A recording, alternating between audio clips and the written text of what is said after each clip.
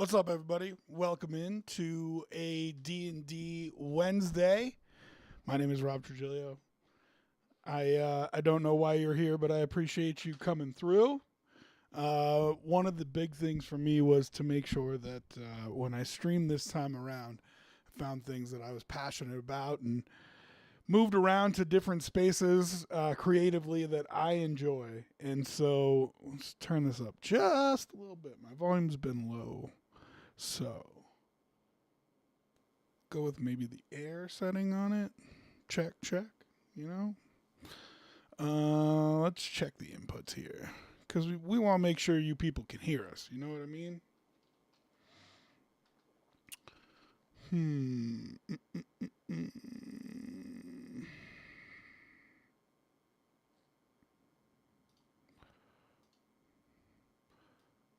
Let's crank it up just a little bit. How is our audio now? I think we're doing better now.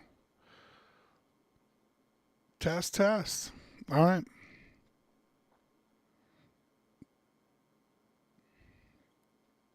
Okay, so like I was saying, it's important for me to find um, things that I enjoy doing creatively and bring them to the stream. Hopefully, I can, with my various personalities, find something that you enjoy, and we can all talk about it together. So one of the things that I love doing is I love D&D and I love DMing, and so I figured we'd spend a day talking about D&D and both playing and DMing and the various things that come with it. For me, I generally DM. Um, Most DMs know anytime that you get behind the screen, you kind of never leave. The reason for that is because it's just hard for people to step behind the screen. And so people get nervous and they don't want to do it. And is the answer to that is encourage them. Tell them that the things that they can do better. Tell them that they did a good job. Appreciate how much work it is for a DM. But I think the more DMs we have, the better. Because all the DMs want to play as well. There's very few DMs who only want a DM, and there are some out there. But most DMs want to play as well and just kind of have a relaxed D&D experience. And so, I end up DMing most of the time, but I wish I could play more. So to that end, we'll talk both about the DM side and the player side of things. We'll also talk about just general news and notes. I've played other RPGs, but I really am a D&D guy. I enjoy it. I enjoy the settings. I enjoy the mechanics. I think they did a good job with 5th edition. There are some things in 5.5 that I am not as fond of, but I got introduced to it with 3.5 and played that, and then played 5e and enjoyed both of those. I constantly go back and watch and yearn to play some of the older editions. I think that sounds like a lot of fun to me, just very brutal gameplay and tactics. So, if you're an AD&D person or an original D&D person or Shadow Dark has kind of picked up the mantle, I think, of that type of game. I'm into those as well. I've just never had the opportunity to play because I'm normally the guy who is running the game. And so most people that I play with are new players, and it's just easier to introduce them to the mass format for two reasons. One, if they go play a game somewhere else, it's most likely going to be 5th edition or 5.5. And so I want to make sure that mechanically that's what they're set up to know in case they decide they want to play at another table. And two, I feel like the mechanics of 5th edition are as simple complicated as you can get. And I mean that to say it may not be the simplest game mechanics. You have things like Nimble and stuff like that that take care of having very simplified gameplay, but I think it's simplified enough that it shows you how a TTRPG is supposed to work. And because it's the most popular game and other games are kind of derivatives of some form of D&D for the most part, if you learn how the mechanics work in D&D, it's, I think, easier to learn other systems. So I generally introduce people playing D&D as well. So I don't really just get a chance to even DM or play other systems that much, because every table I have, every game I play, it seems like I have, I don't know, 2-3 new players, you know? And so we're just trying to teach and bring people into the hobby and show them a good time. You know what I mean? So I want to start with talking about Gen Con this past week. You might have seen it pop up when we first came in here.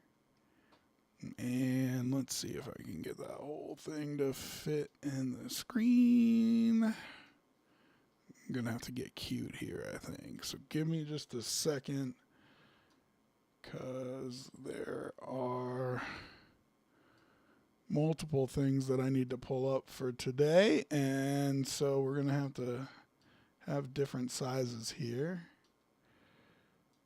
Make sure we get all of it.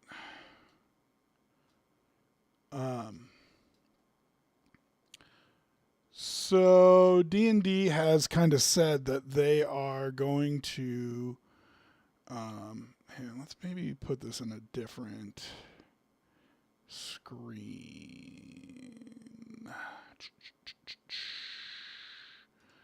Maybe watch along. Yeah, that might be better. Let's do that. Of course, we have the ads popping up. So this is the article from EN World, which I think they do a good job. So shout out EN World.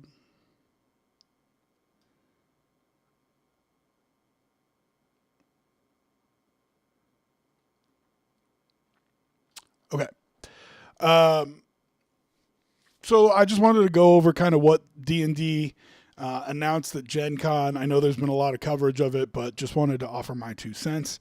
They have kind of apparently decided that Gen Con is going to be the place every year that they kind of announce their timeline, and I think that's super exciting. I am all for this.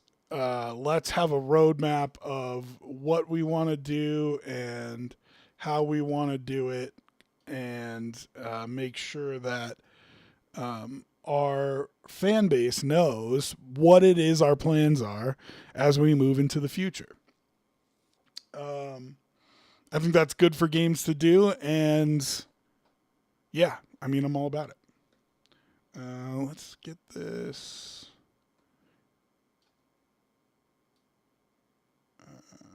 Let's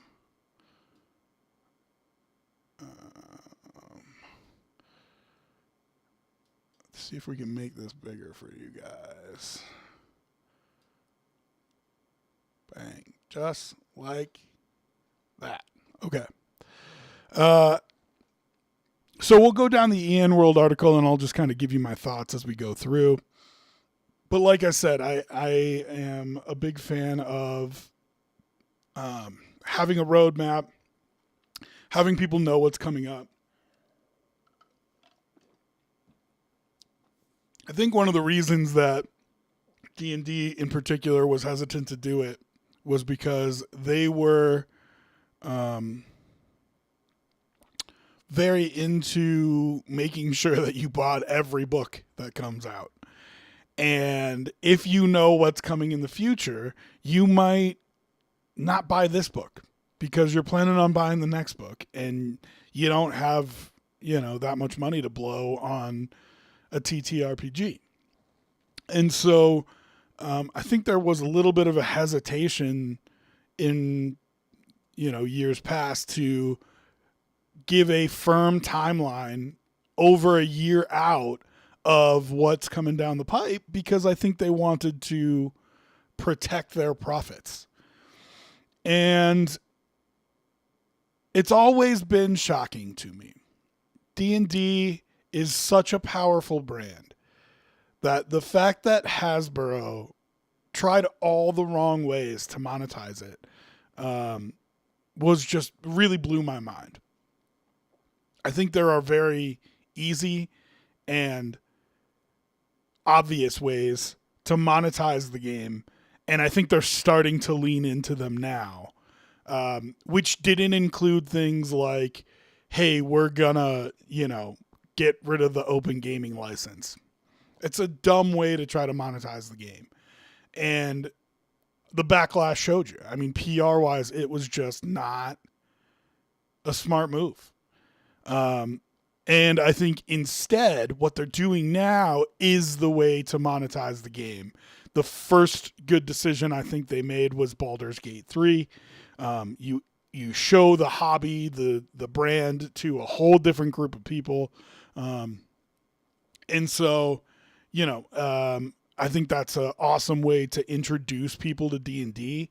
You have kind of dumbed down, but you have D&D mechanics in there in terms of leveling, picking your spells, multi-classing, how combat works, all that kind of stuff. You introduce all new people to your game like that. And I think Baldur's Gate 3 was a really good way to kind of introduce people to D&D.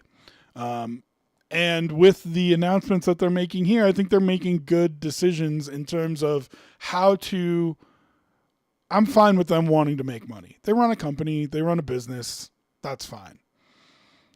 A couple other creators, Sly Flourish is the one that's ringing in my head. They talk about, are they good stewards of the hobby as a whole, not just Dungeons and Dragons? And I think I'm okay with that being secondary for them. I would like it to be their priority, but I'm realistic and I know that that's not necessarily the case. But if you're going to focus on monetizing it, focus on monetizing it the right way. And that goes back to, monetizing it the right way means, I'm saying essentially the same thing Sly Flourish is. Monetize it in a way that's good for the community. And like revoking the open gaming license was not good for the community. But putting out a video game that lets people try D&D in the comfort of their own home without having to set a game up, without having to go through and read a book full of rules, that's a great thing to do to help the community. And maybe you get a couple of those people to buy the player's handbook and find a game and go play, a full game, a full tabletop game because they played the computer game. Same thing can be said for the movie. Yeah, there were things in it that weren't exactly perfect. I know the rules lawyers came out against the druid shapeshifting into an owlbear. Yeah, there were a couple things rules-wise that weren't perfect. But if you can get some 10-year-old to be fascinated with the world and the things that you can do inside of it, and say to his mom, hey, can we go buy the starter set? Yeah, that's great. I mean, that's great for our hobby. So I think Baldur's Gate 3 was good. I think the movie was good. Even if they weren't perfect, it's not for the D&D nerds like me. It's for the people that you're trying to bring into the hobby. And they think that based on what we heard at the keynote, that they are continuing to do that, to make good decisions about how to bring people into the hobby and how to monetize it for them, while still growing the game, doing it the right way, and hopefully not ruining it. So first thing, and this has gotten maybe the most play. I don't know. I think there's three things that have kind of dominated the landscape since they made the announcement. But one of the things was certainly them bringing back some of the legendary creators of D&D. They announced an Icon series where they will work with the original creators from some of these worlds and try to generate new content for them. And I think it's long overdue. I'm excited for the fact that they are bringing new ideas, new stories to the space when I think it's been long overdue, and I think some of the people who originally wrote these, if you can team them up with new teams, so they're not just, redoing content, because I do think that is the thing. I think it's important to hold fast to what was created originally, and bringing in the original creators or their sons or daughters if they had, but specifically what's happening here is a son is being part of it. Doing that is important because you want to keep the base, the center, true to itself of these worlds. But I think it's also important to team them up with people with fresh ideas and people who have stewarded the game more recently than some of these people have. So Margaret Weiss and Tracy Hickman, I know they had worked with on the last Dragonlance book. They will continue to work with them on the Dragonlance setting in general. Awesome. Luke Gygax, who helped his father, Gary Gygax, while Gary was writing Greyhawk, will help with Greyhawk again. There is apparently some notes from Gary Gygax that went unpublished and unused, and Luke is going to bring those into the D&D world, which is cool. I just hope that they didn't go unused because they're not great. You know what I mean? So we hopefully will find some really useful things there instead of maybe stuff that is a little bit subpar. But like I said, this is why I hope that they are teamed up with people who have new thoughts, have new ideas to bring to the community.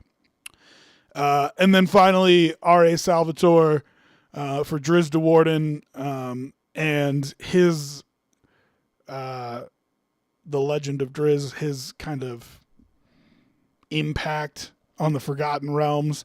I assume that will be a focus on Forgotten Realms in general, as it says here, and not just on Driz de Warden, but I'll be interested to see how that kind of works out. The thing about Driz is the whole story is already written. And so there's talk about, is it going to more focus on his daughter, who R.A. Salvatore has tried to make an important character, or is it going to focus on the story of Driz de Warden? I think what is kind of going unsaid here is D&D fishing around, trying to turn Driz into a HBO or Amazon series. I do know that they have a couple series they've already agreed on deals with, so hopefully Driz is one of them. I think it would be an excellent show to add in, but you just have to be really careful how you do it. A lot of the themes are very mature for Driz, and the books aren't. I mean, I've only read a couple of them. Audiobooked a couple of them. But I just think you have to be careful how you present it.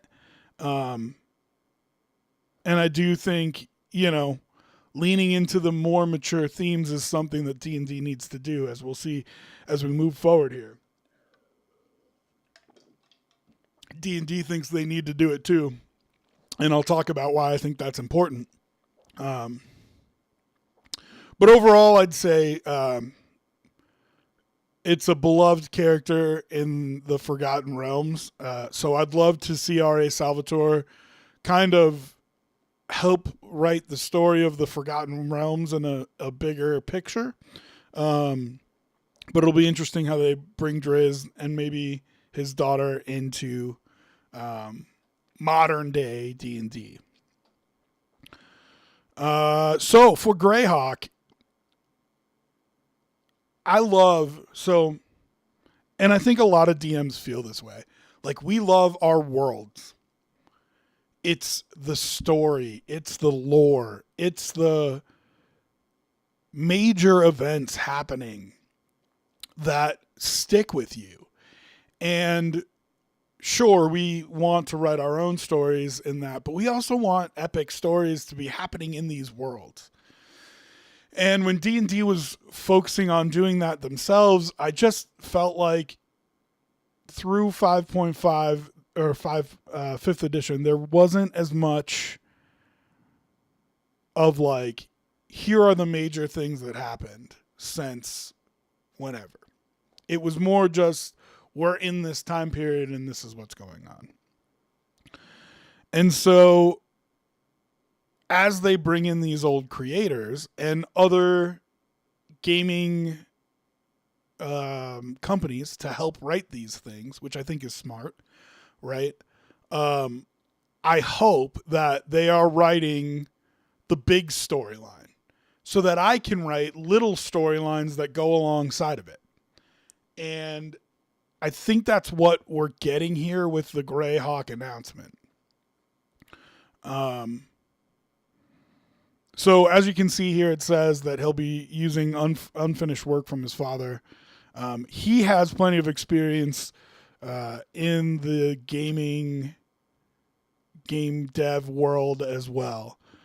So hopefully he can use the roots and some of the stuff from his dad, but also make sure he builds something great. There's apparently an unfinished adventure that they'll be using as material. And part of the comeback story is the crown of the Witch Queen. And this is what I mean when I say, give us the big storyline. You know? I'm not saying that they need to do this, but like, have the Sundering happen.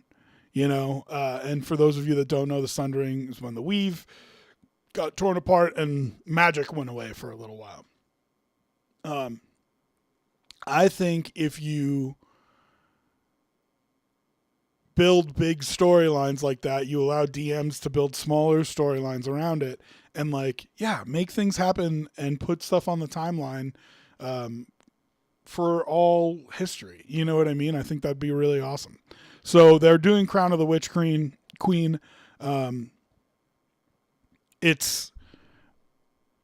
So they're calling it a villain-focused campaign. I'll be interested to see that. They haven't created a transcendent villain since like Sastam. You know? Like, all the villains that I read about in 3.5 were the same as the villains in 5e. And sure, you had others who were introduced. The Waterdeep adventure.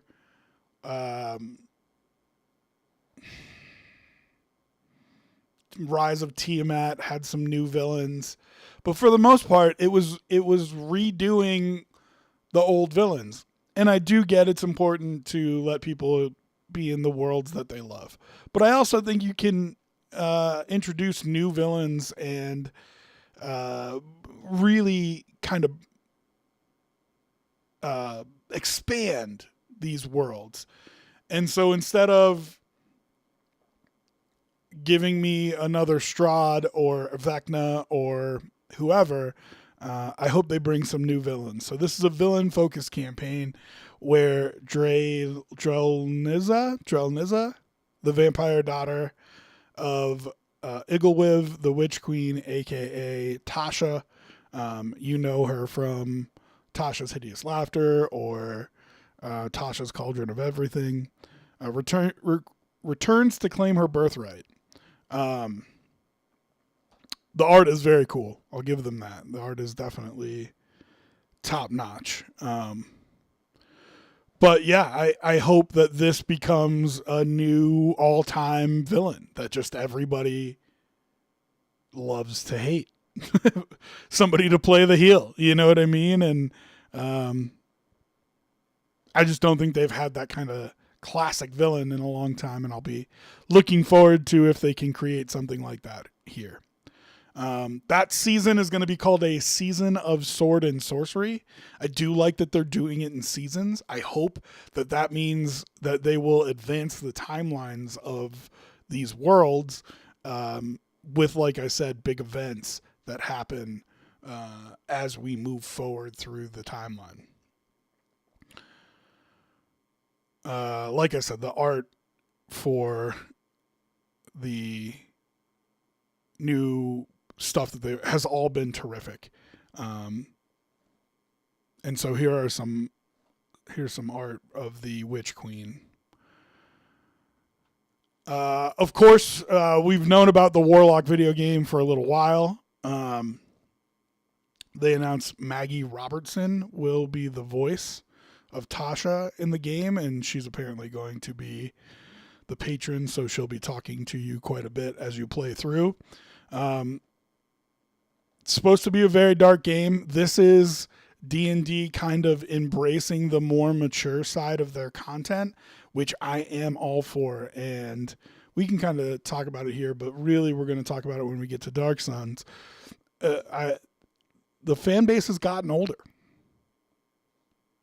Just real simply. And so, you know, people who played when they were kids in the 80s and played AD&D or whatever, you know, they're in their 50s and 60s now. And when you went through 3, 5, and 4, you had a whole nother generation. And then when you introduced 5e in 2014, even the people who were kids then are now 25, 30. And so with proper warnings and making sure that you don't forget about bringing in that kid that's 10 years old that is mystified by the fantasy of it all, I think it's okay to build some darker, more mature themed worlds and games and movies and TV shows to cater to the fact that we're all older now. You know what I mean? And I think the age range of D&D in the past had been lower than it is now. I don't think older people in the 80s or 90s were, you know, getting into it as much as people who have had it around for their entire lives. So this Warlock game feels like a step towards that darker side of the hobby. I'm excited for the video game. It's going to be a single player third person game, so it'll feel more like a Souls game, I think. They need to figure out how they're going to follow up with Baldur's Gate 3. They have another video game line called Neverwinter, which I think is going to which I think Warlock is going to play more like Neverwinter did. I only played it very briefly, but it just beckons the question of what is going to be the follow-up to Baldur's Gate 3. I know Larian doesn't want to make it. I know nobody else wants to make it because they don't think they can do as good of a job as Larian. They have to find a way to follow up that game and do it big time. I'm a big fan of Pillars of Eternity. I think maybe you go to those guys and say, hey, can you build Baldur's Gate 4? But it'll be interesting to see what it is they decide to do. Okay. On the mature content theme, Dark Suns finally returns. From anybody who is an 80s or 90s player, it felt like, everything was more like, I hate to say more metal back then, but that's kind of what it was, right? Like there was this sect of the community of the world that there was like a hard rock vibe to it. You know what I mean? And Dark Suns kind of satiated that in the hobby world, in the D&D world. It was the kind of brutality that I think a lot of people enjoyed. And I don't think it's as big of a part of like the zeitgeist nowadays, but I think kind of just that brutality that, I don't know how to say it. I mean, having a world that is designed to kill you, I think was out of style for a little while. It was more getting people in the hobby and don't kill their characters and blah, blah, blah, blah, blah. And with Shadow Dark and the recent kind of push back to OSR games and AD&D and all that kind of stuff, I think the brutality of a world like Dark Sun is going to be a huge success for them. I think it's going to be welcomed back with open arms. And it'll be interesting to see how much of the newer player base is interested in a world like Dark Sun. But I know it'll be a success because of the OGs who have just been dying for this to come out. Now, I did not play Dark Sun in a Dark Sun setting, but I did play in the time where it was viable. So I touched some of the themes and stuff like that, subclasses, all that. But I never actually played in a Dark Sun setting. I am psyched for it. I think it's just a really cool way to approach a world from a different angle. And I think that's what so many people like about Ravenloft. I think vampires are a lot more approachable, a lot more mainstream, and I think a lot of people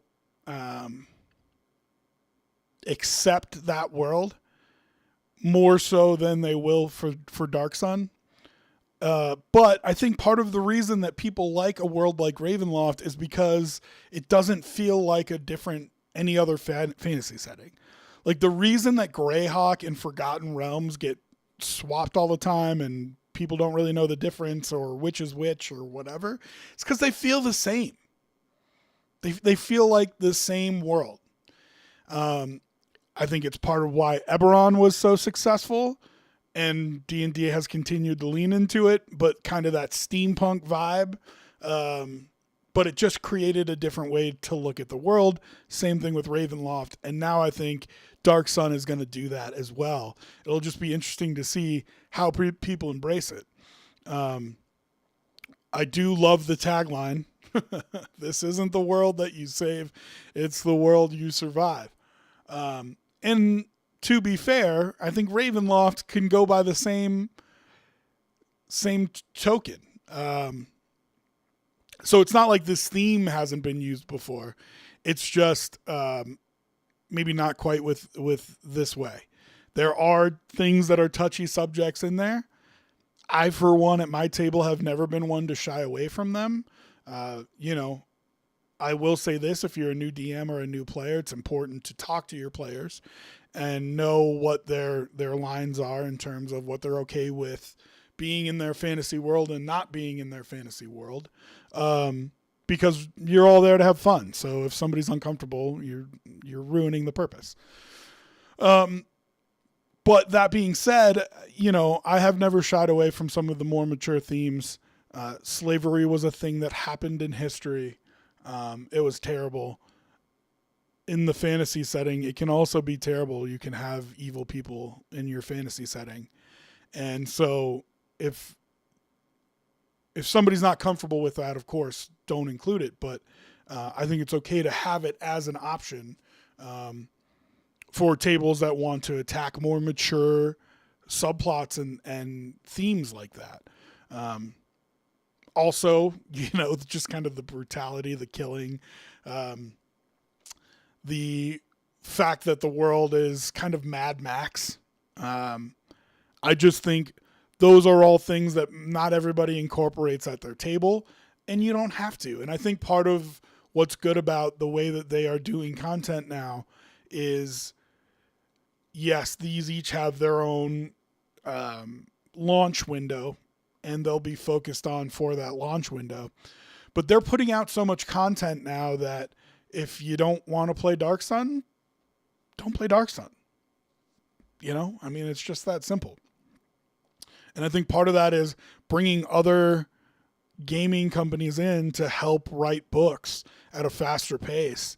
I think it makes it so, we also have a book on Ravenloft coming out. So if you don't like Dark Sun, keep your eyes open for the Greyhawk Crown of the Witch Queen or Ravenloft or whatever.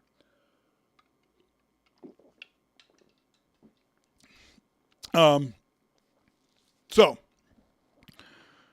the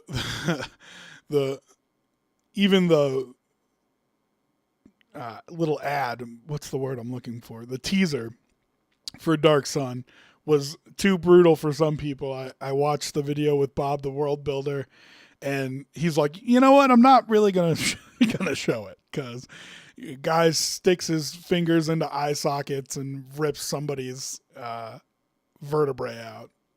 But that's Dark Sun. And the one thing I hope that they don't do, and Dark Sun, by the way, it's always been loved for its art. You know what I mean? For the style in which the brutality is displayed. And I hope that D&D doesn't shy away from it. I think in years past they might have. In this century, I'll say, they might have tried to shy away a little bit from the brutality of the world. I think it feels like they understand that this is a world that requires that brutality, and so it's not going to be for everybody. They're going to shrink wrap it. No kid's going to pick it up at the local gaming store and flip through it and see stuff that the parents don't want them seeing. So great. You know what I mean? And then if you're doing that, lean all the way in. Don't try to water it down. So I look forward to seeing if they stay true to the setting and how that looks in the future. The World of Warcraft team up, I think, is awesome. They are somewhat derivative. And I think people became fanboys of one or the other. And so some people are very violent about that, but I think the Venn diagram is pretty tight about people who played one and played the other. And they have been existing in different worlds and they evolved differently, but I think, they're all very Tolkien, and it's too obvious of a crossover. I mentioned it when I was talking about the setting books for Greyhawk and Dark Sun. I think it's the right way to monetize the brand. is by putting out more content that is exclusive to D&D, that is the worlds of D&D. Give us more books on Ravenloft. I mean, when I was playing originally and it was 3 and 3.5, there's a psionics book and a fighters book and a book on the gods and a book on Greyhawk. And that, I think, is how you can make money. And so give us a book on Greyhawk. Give us a book on Dark Sun. I think they'll sell well. And then this is the other way that I think is very obviously easy to monetize D&D, is to join it with other brands that make sense to join it with. World of Warcraft obviously being the first one. The important thing, and if you ask any Magic the Gathering player, they will tell you this is the important thing. The important thing, man, don't introduce stuff that unbalances the game. Because I want to be able to ignore it if I don't like it. Now, World of Warcraft I like, and I am open to them bringing in all this stuff, and I think you can do it in a way where it doesn't unbalance the game. All of this stuff that's in WoW, I think will fit in D&D. But if you start bringing in other IPs, don't introduce stuff that is way overpowered for putting it into the world. Now, I think that's going to be less of a problem with D&D than it was with Magic. Magic the Gathering, if you're not playing whatever the meta is, you're just going to get crushed because the player that you're playing against isn't beholden to your rules. For Dungeons and Dragons, it's up to your DM. Like your DM can say, yeah, everything in the World of Warcraft book is out. Sorry. It's overpowered, and nobody's going to be able to make a character with the player's handbook that holds a candle to somebody who makes a character with the book of the World of Warcraft book. And so each individual table, there's an agreement as to what is allowed and what's not. Whereas Magic the Gathering, cards from 20 years ago go against cards from today, and if you unbalance it, it can be a hard thing to undo. So I'm not as worried about it with Dungeons and Dragons. I think this is an obvious crossover. Excited to see how they do stuff. I'm interested here. Familiar dungeons, notorious villains from World of Warcraft history. I think they're only doing a limited number of them. And so here, 30 dungeon boss stat blocks. I'm interested to see who makes the cut. Because just like, I'd say two things. One, just like Greyhawk or Forgotten Realms, the heroes of this world, the villains of this world, there are a lot of them, and it's going to be interesting to see who they think the most important players are in that story. And two, who are they saving for round 2? Right? I mean, if they have any sense about them, they will hold on to some of the villains and heroes to put out a second book in 3 years. And so it'll be interesting to see who makes the cut and what kind of things that they're going to hold on to. Love that they're doing all 11 species. I don't think there's enough in terms of species in 5.5 right now. So just broadening that in general, I think is a good idea. They're going to have 6 altered subclasses. I'm sorry, 3 altered subclasses, 6 new subclasses. 6 feels kind of small to me. I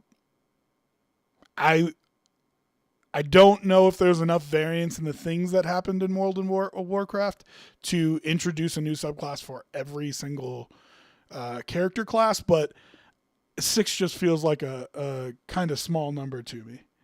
What up, Drew? Diablo and D&D crossover would make sense. I think that's probably coming down the pipe.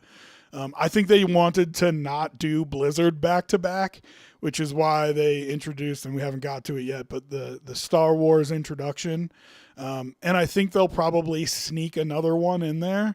So I feel like Diablo might be a couple years down the road, but since they already have this working relationship with Blizzard, it feels like, yeah, Diablo will be coming down the path.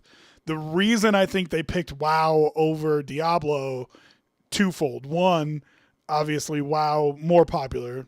Not to say anything bad about Diablo, it's obviously incredibly popular. But I think that's part of it, is that, you know, WoW had such a wide appeal. And two, World of Warcraft, I don't want to say it's dying. I know it's done better in recent years than it had been doing like 5-10 years ago. But it's waning, I guess I would say. And this is a good way to put their product back out there and reintroduce it to the nerd community and be like, hey, you remember World of Warcraft? Maybe you go sign in to your guy and see what's changed. You know what I mean? And if you build a Shadow Priest in WoW D&D, you might have the urge to go play your Shadow Priest in World of Warcraft. So that's why I think they picked WoW instead of Diablo to start with. But I think there are a lot of crossovers that just make a ton of sense, that are very easy to do for D&D. The Witcher, I think, is going to be a crossover at some point. I wouldn't be surprised if they did like a Skyrim or an Elden Ring. Final Fantasy, I think they'll probably talk to at some point. And you can kind of look back to the Magic the Gathering collabs for people who they've worked with before, who they probably will bring into D&D. And of course, and I feel like they won't do this until they really feel like they've lost momentum in terms of 5.5, and they're not ready to introduce 6th edition yet. Lord of the Rings, right? There's been the One Ring is I think the current TTRPG for Lord of the Rings. They did a crossover with Magic the Gathering. I think when they feel like they really need a boost for D&D, they'll do a Lord of the Rings crossover as well. So there are just way too many IPs that make sense for them to go through. If they're only doing one a year, it's fair to say they probably only get to like 8 to 10 before they announce 6th edition. That doesn't mean that they won't keep doing it. But you know, it'll be interesting to see what else they bring in options wise for IPs that really fit. Back to the subclasses. So I'm interested to see what the 6 new subclasses are. I can promise you Death Knight and Shadow Priest are in there. A Warlock that functions more like the Warlocks in WoW, I think would be really, really interesting.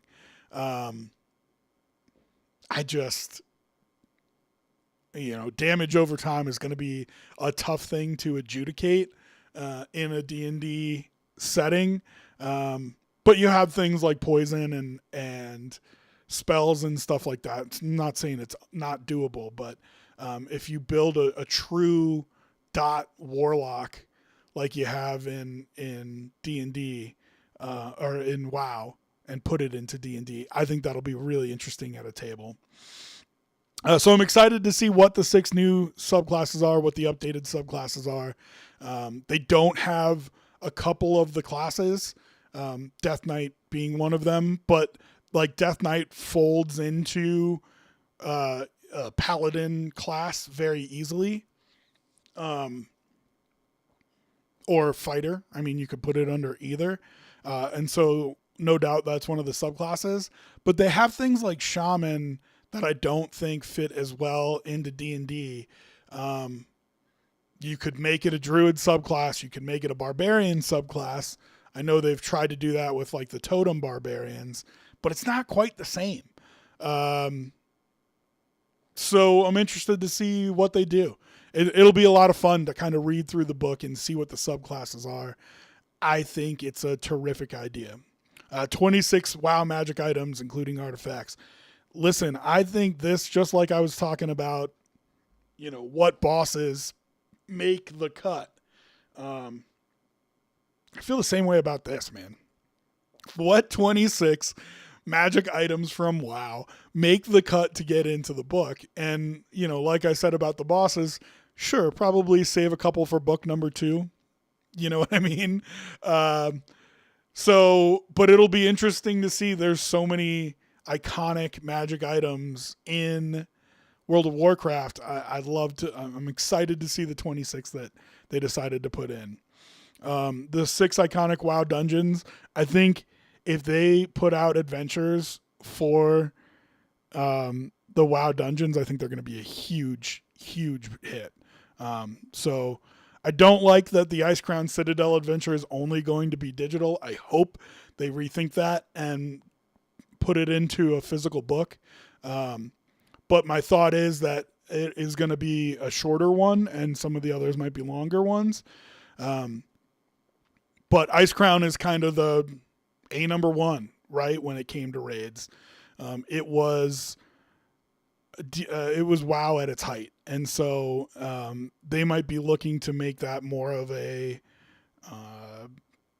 easily accessible thing, but I hope that they make Ice Crown Citadel a full physical book.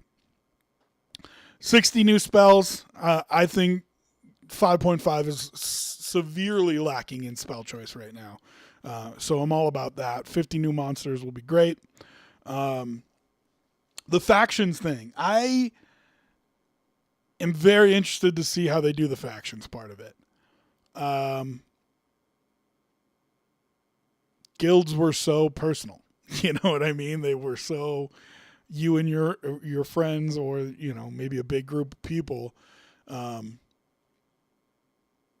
factions weren't really as much of a part of it as your personal guilds were.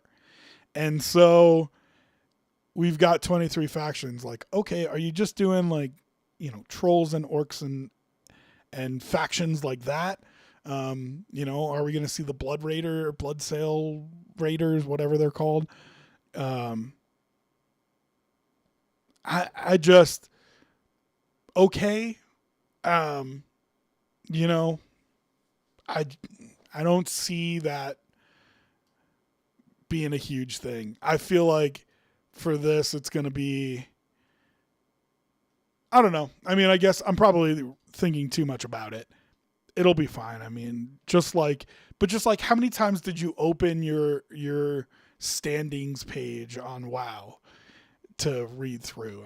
It wasn't that big of a deal to me. So I don't know. We'll see how they do the renown and factions. And then I think mounts are a big part of it.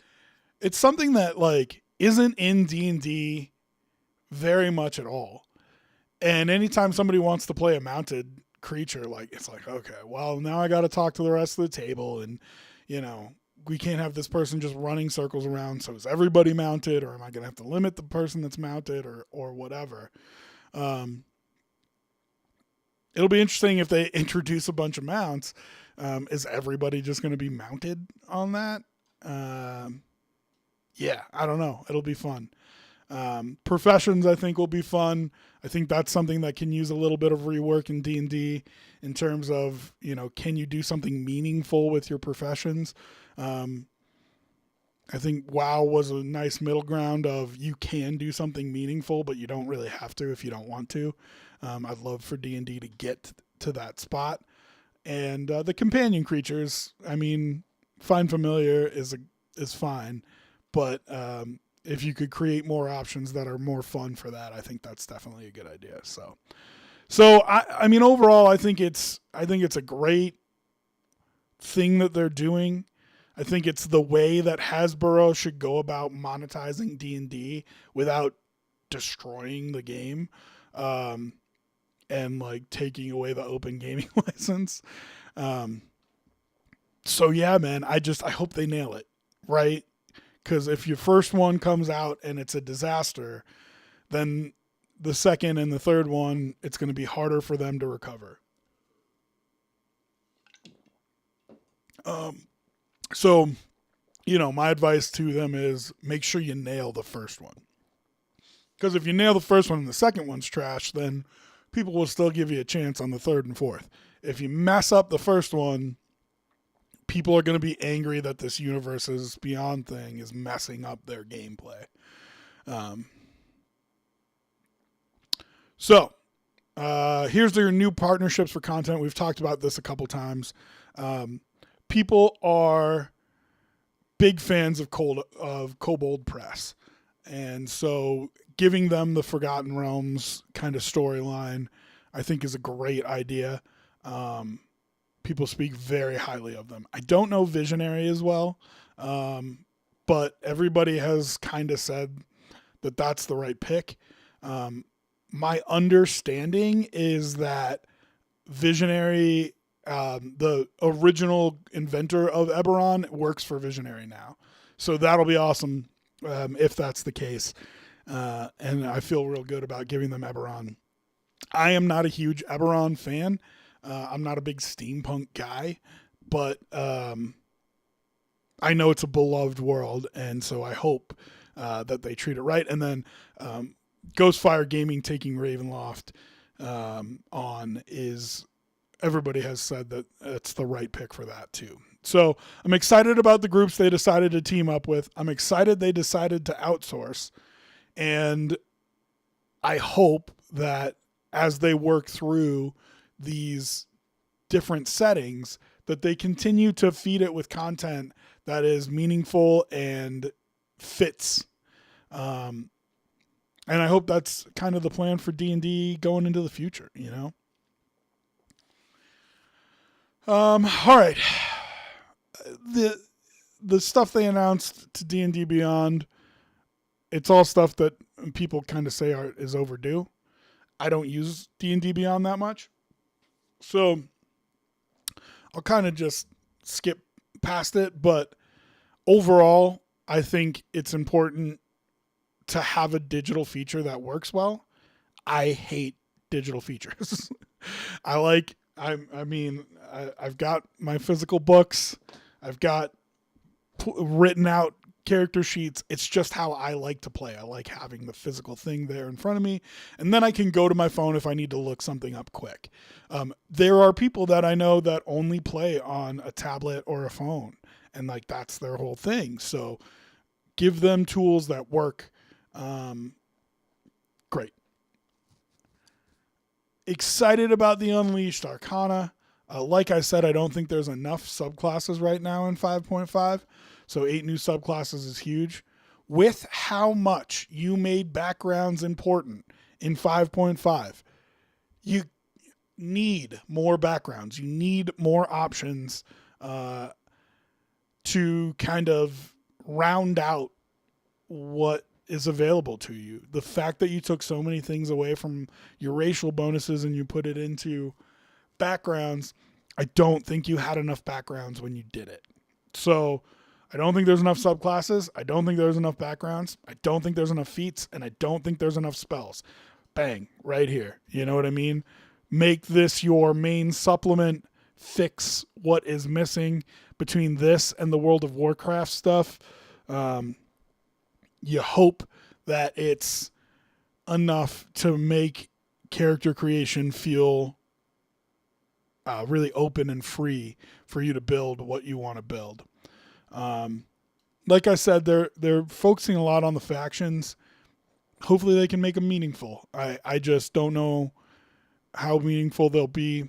I think a lot of people play in homebrew worlds.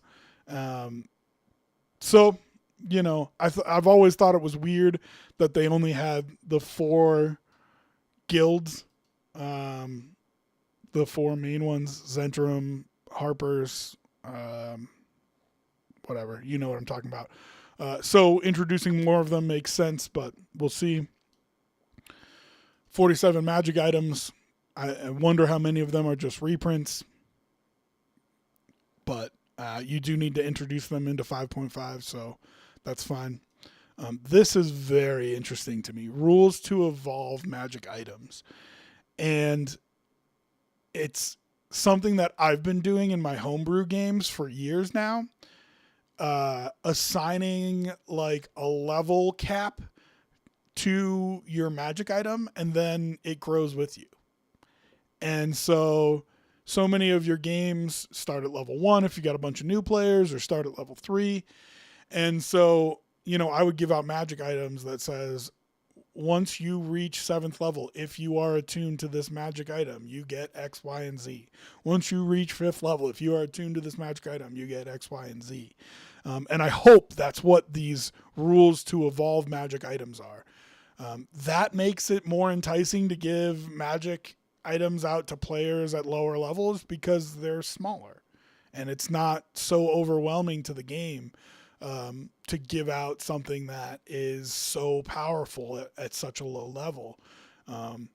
If you have some kind of simplified version of the magic item and then it evolves with them as they grow, I think that's a really good thing to have. So I'm very interested in their rules to evolve magical items.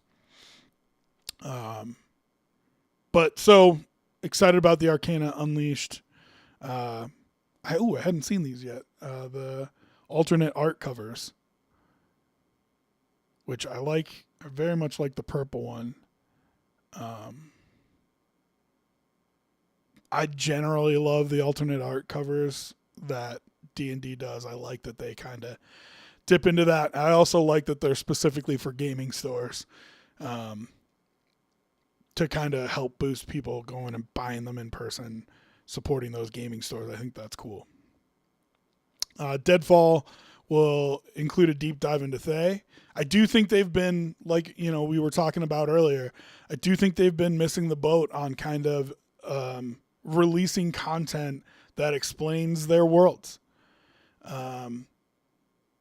Like I said, in 3.5, there was a book of priests and a book of this and a book of that, and a book of psionics and a book of, and so I think more information. There was like a book of the gods. Like, why haven't we had a book of the gods since 3.5? So, putting a deep dive into Thay in that book is awesome. What's up, Menu Hole? Appreciate you jumping in. Very new to this world, but I already love it. D&D, you new to D&D? Or, but yeah, Manu is fine. What's up, Manu? Appreciate you jumping in. I'm doing great, man. I'm doing great. I'm very excited. The D&D keynote, lots of times you can see these big announcements from big companies and they kind of just miss you altogether. I'm very excited as I've been going through here and kind of talking about, it's already been an hour, and I'm just rambling about how excited I am about all the stuff that they are announcing. Details about the Red Wizards, details about Thay, I think are great. Spend time developing the world. I don't necessarily need you to give me an adventure and say this does this, this, and this. If you give us, and I know Sly Flourish is big into this too, if you give us a world book and say, here's what's happening in the world, now you go make your game, I think that's how the majority of GMs who, let me rephrase, the majority of experienced DMs feel is, yeah, give us all the details and stuff so I don't have to write about the Red Wizards or write about Zastam. You've got that there for me. Now I just have to write how my story works in with those guys. So I'm excited to get extra details on all this kind of stuff. I do love high-level adventures. I think everybody's like, oh, you never get to those high levels. You never play high-level adventures. I think part of the reason that you never get to those high levels in D&D is because they don't put out content for them. A lot of times, like if you look at, it's so uninspired, the upper levels of, D&D and character builds. I think they've worked on that and tried to change it with like epic boons and stuff like that. But I just don't think it's very enticing. Like you get the cool stuff when you go from level 2 to 3, not from level 15 to 16. And so I understand it's harder to build that stuff because you have to make sure it stays balanced. But if you put out content for higher levels, I think you get people who play higher level games. I know people were upset with Eve of what was it, Eve of Ruin for the Vecna book. I think it's Eve of Ruin. I don't need to look it up. But the Vecna book, I know people were upset with it. But there just wasn't that much high level content, so I was glad that they put it out. Most adventure books end around between 10 and 12. You know what I mean? And so I was excited that they put out a high level book. I'm excited that there's a espionage campaign for levels 11 through 20. More magic items. I think you should make as many magic items as you can. That way GMs can kind of alter them and change them to fit their worlds. And extra friends and foes, great. Manu, I'm doing a homebrew campaign. I'm not new to role-playing, but I'm new to D&D. I just have the latest starter pack and last book that came out. Well, I hope if you have the last books that came out, it was the core rule books for 5.5. Because it's the way to get into it for sure. But homebrew campaign, bro, it's the way to go. And I think it's what most people do is they do homebrew campaigns. I think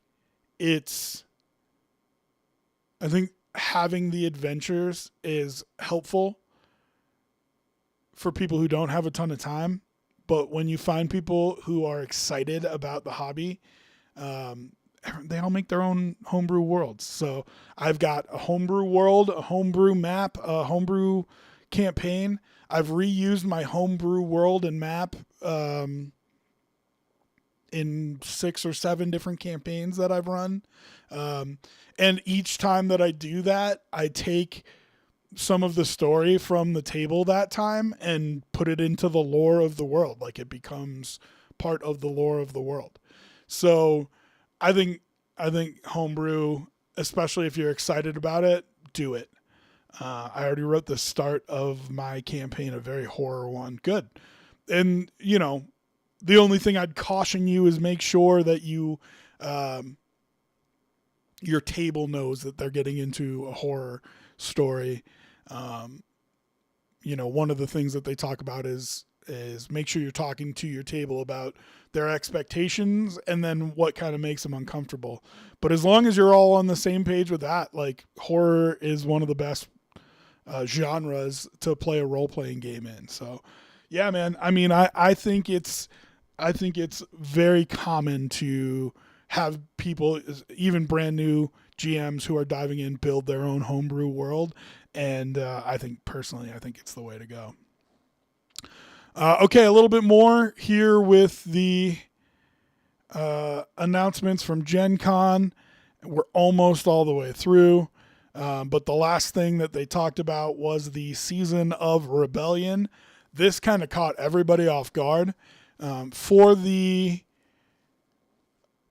World of Warcraft announcements, it had broke. Like somebody had leaked it.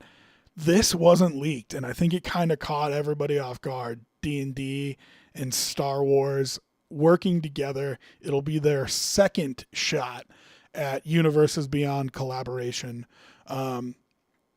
Couple things I want to say about it. We don't have a ton of details, though, so I'm not going to get too harsh about it. But as you can see, they've got the timeline here.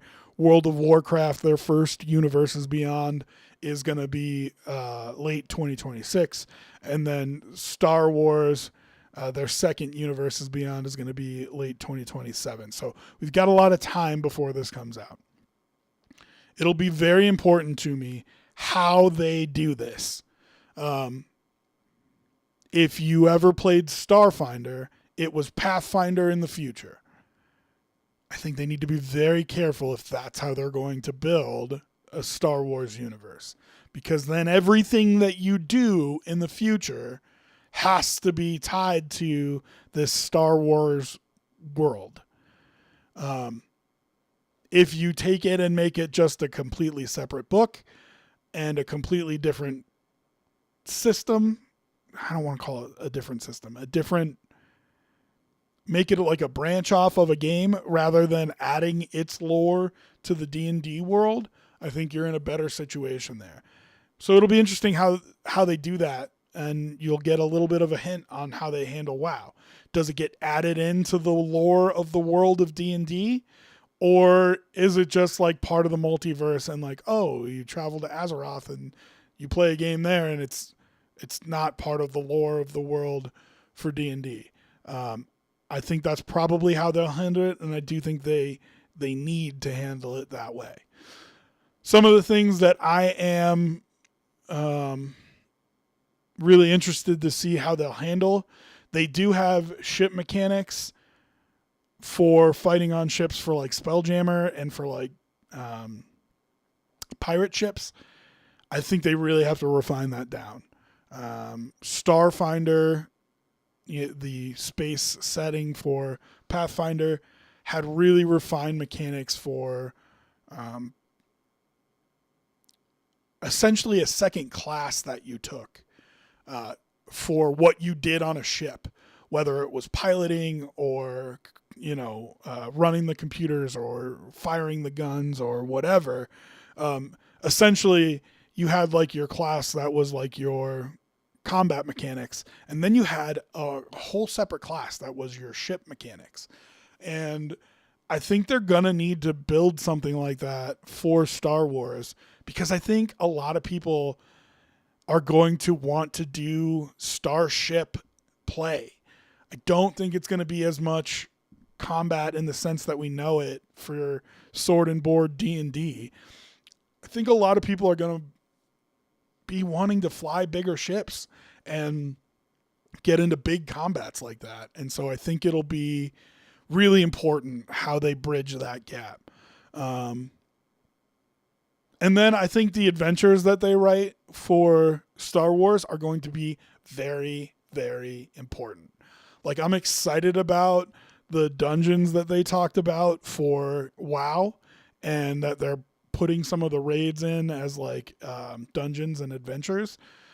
But that's like a bonus to me. Like, I'm excited that they're doing it, but you could just take your WoW characters and play in any kind of dungeon.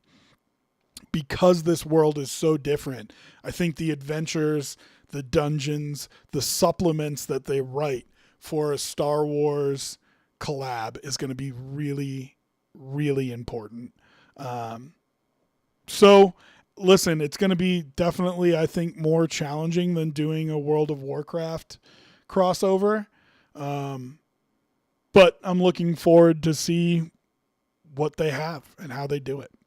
So that was the Gen Con keynote. Let's see.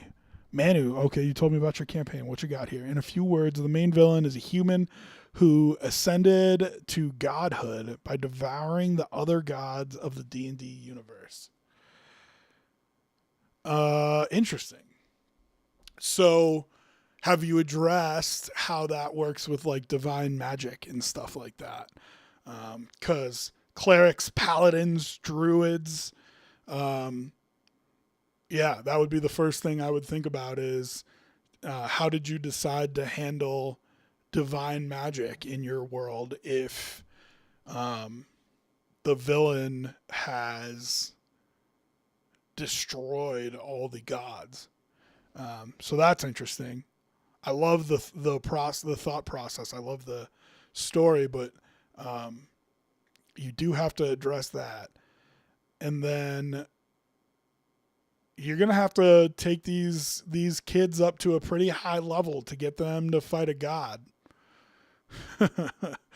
I have done one campaign where we went up that high and we put them against gods, but it's going to be a challenge to build a world where they level high enough to go fight this main villain. If you expect them to fight them at all, maybe you just want them to fight, cults and stuff like that of the main villain, but it's certainly a great plot storyline. He's a druid, technically multi-classed as a necromancer. He got sealed when he got sealed, the world gained a sort of age immortality. Interesting. Interesting. I love the plot line. It's certainly, and this is what I tell people when I kind of go over, you always, what's your advice for a new DM and blah, blah, blah. And this is what I tell them, build a plot line, but branch all the way to the end. And what's your end point? Who's the big bad? What's the big picture? And then come back and build some medium goals and then write your story for the first couple campaigns. You know what I mean? And so you kind of know what you're aiming for out in the future, but you're not necessarily rudderless in terms of what your current situation is or what you're building. Dude, if you want to DM it to me, yeah, feel free. I'd love to give it a quick read. But yeah, so that is a breakdown of the announcements from Gen Con. Very excited about that. Got a couple more hours left that we're going to do here. One of them is going to be DM advice. So one of the things that I see all the time are questions from people on Reddit about this happened or that happened. How do I handle it at my table? I want to spend some time diving into a couple questions that I found. I think it's really handy, especially as a new DM, to be able to talk to other people in the community and get some advice on ways that they handled it. When I was a newer DM, I just kind of hopped on Reddit and dropped some of my problems in there and got solutions from people who had been doing it for a long time. So I love to get on there and try to help people out and give them advice. So when we come back, that will be what we do. And then after that, we are going to do a little video about multi-classing builds in 5.5 and what are the most powerful multi-class builds at a low level. So we're going to do it at level 3. I think a lot of campaigns start at level 3. I think a lot of one-shots run at level 3. And, obviously your urge there is to run right to a subclass and take all one class to get as much power as you can. But what if you want to come up with something unique? So I came up with a list of multi-class builds that I like for D&D 5.5 at level 3. And we will do that to end our video today. So we're going to take a quick break here, and I will be back in just a couple minutes. Going to grab a drink, and when we come back, we will go through some DM advice. So stick around.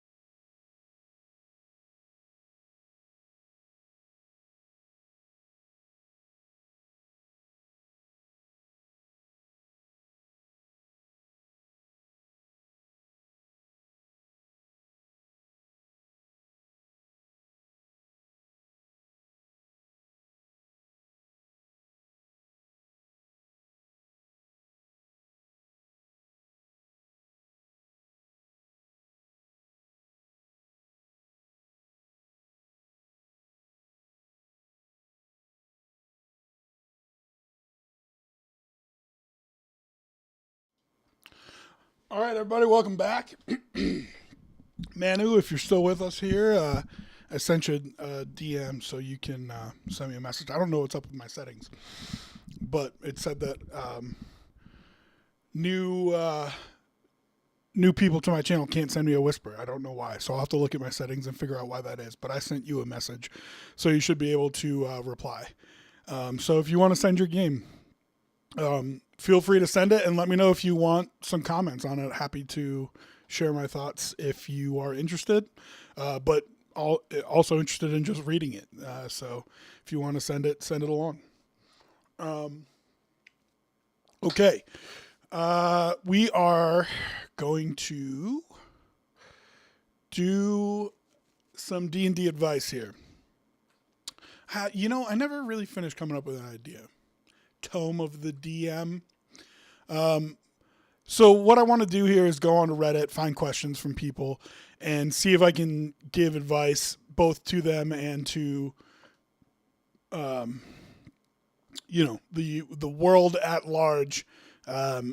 After all my years of experience, I found it really helpful as a new player and a new DM to be able to go onto these forums and put it out there. And sometimes you get haters.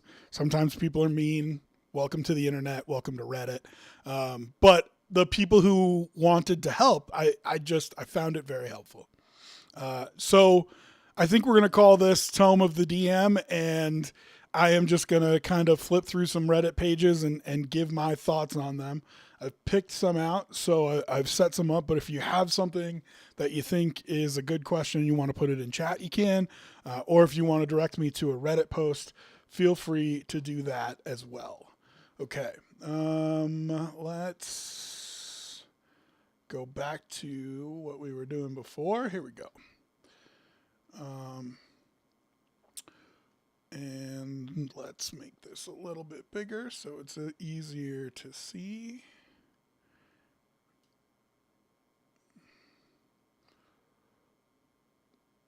Okay, so our first post that we picked out comes from a friend of Jimbo.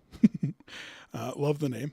How do I stop building glass cannons? Now, after I read through this post, I felt like maybe not glass cannon a problem with it, but so it says, "Hi Reddit, my favorite part in D&D is creating characters in combat."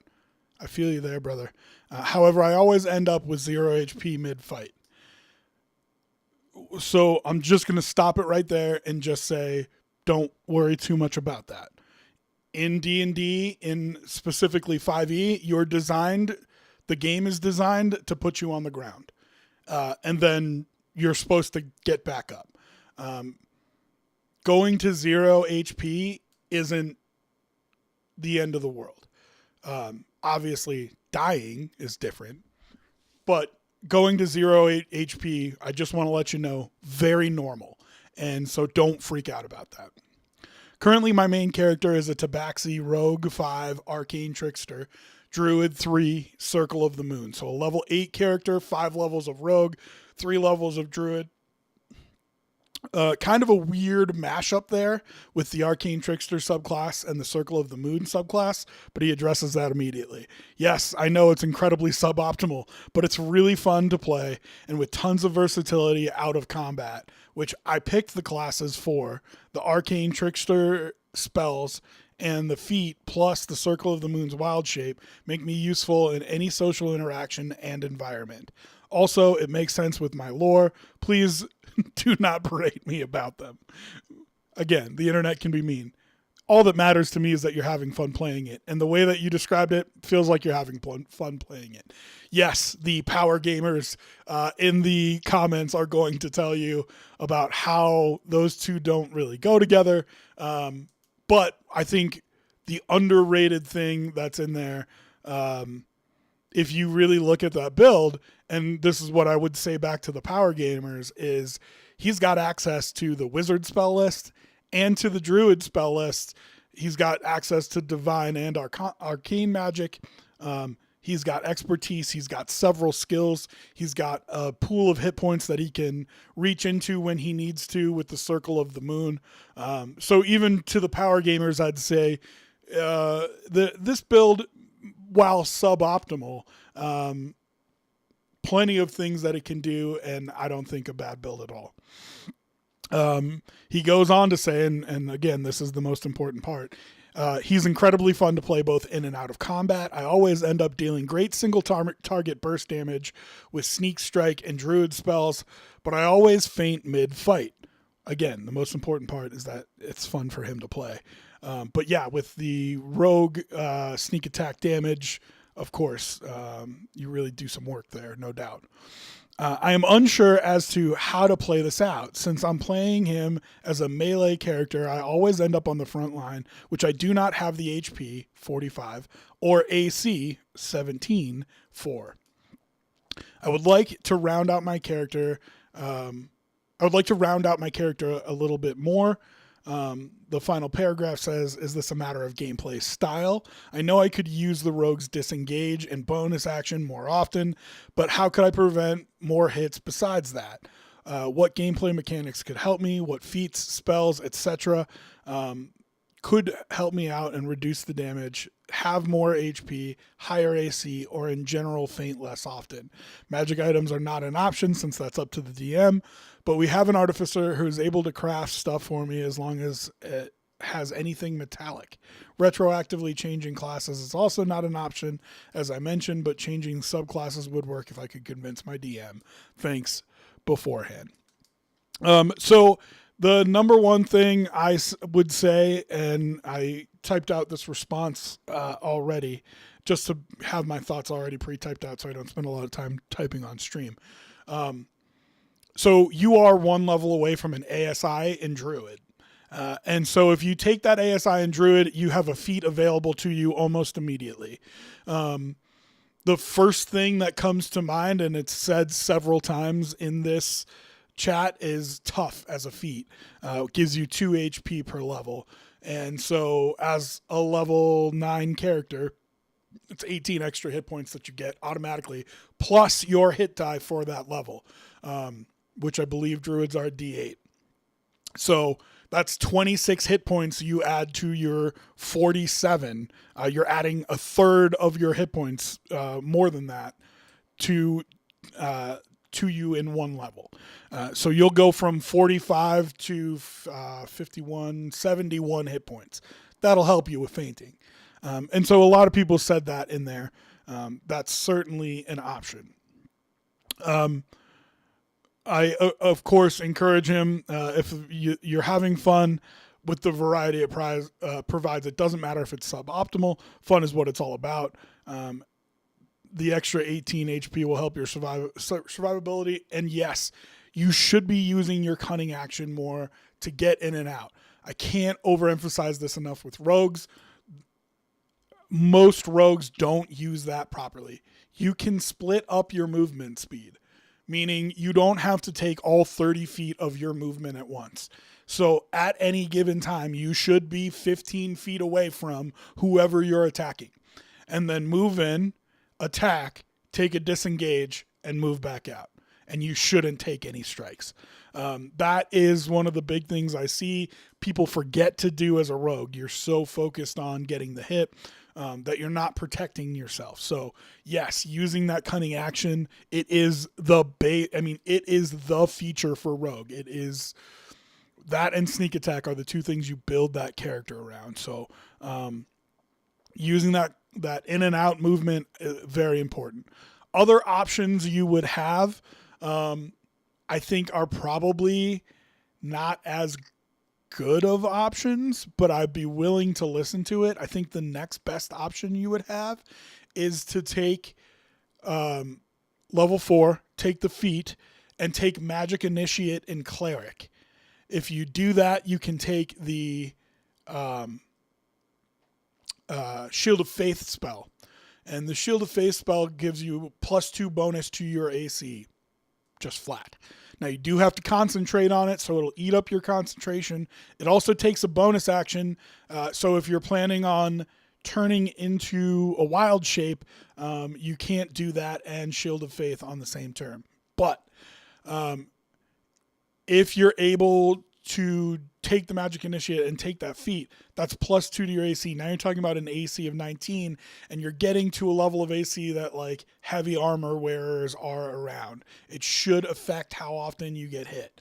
However, you're at level 9 already. So those heavy armor wearers have probably found ways to boost their AC into the low 20s. And the monsters are going to reflect that. They're going to be able to hit ACs that are that high. So a 19 AC will protect you more. Will it protect you as much as the extra hit points? I don't know. It's hard to say. Third option that you can have is you can start exploring other classes. If you take 2 levels in Warlock, you can get Eldritch Invocations, and you can cast False Life on yourself every turn or whenever you want without expending a spell slot. That is 7 temporary HP that you get. So it's a way to buff your HP pool. 3 class multi-classes are tough, and I wouldn't normally suggest them. Plus, there's other ways that you can get access to that. But there's no other way that you can get access to it where you can cast it as often as you want. So False Life is an interesting spell. It helps, but the only way that you can get it where you can cast it as many times as you want without expending a spell slot is via the Warlock. So the most basic answer is to take Tough. That plus your hit die will give you 20 something HP the next level and should really help your survivability. I don't know. Obviously, he didn't put his ability stats in there. If you can up your dexterity and up your armor class that way, that's something that I would consider as well, because you can do a half feat and get an ASI, and maybe put a point into dex and up that. So if you can team up the half feat with a point in dexterity and up your AC by 1 because you're upping your overall dexterity score, definitely a way to do it. Manu, for avoiding to faint, you have to play Faint by Linkin Park, I think. Maybe you play that every time you go down. You know what I mean? So yeah, that's my advice. Here, I'll add in here. Second option is to take Magic Initiate for Cleric and take Shield of Faith as your spell, but that will eat your concentration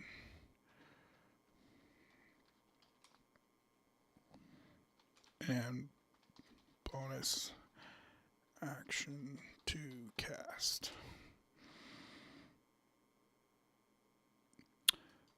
So we'll throw that up there for him. But so that's my advice on that one. Okay, let's see. I can't wait for your live reaction to my D&D story. How long is it? I don't know if I can read it on stream. I might read it off stream, but I will definitely reply and let you know my thoughts. If it's too long, though, I don't know if I can read it on stream, Manu, but I will definitely reply to it. Okay. New DM needing advice. Hey, so a bit of information off the start. I'm a new DM trying to run my first game, a one-shot / short campaign with some friends. With my friend group, there's only one experienced player, so the question is, any experienced DMs have advice on what you could give, what advice would you give to a new DM in my shoes? A bit of background on the story. It is a mystery dark fantasy where the big bad is banished, the god who is trying to regain power by controlling people through a cult of sorts. The campaign will use a lot of illusions, and the don't believe everything you see plot, and having the players make tough moral decisions. If anyone has any questions that may help give more advice, feel free to ask. I think this is a pretty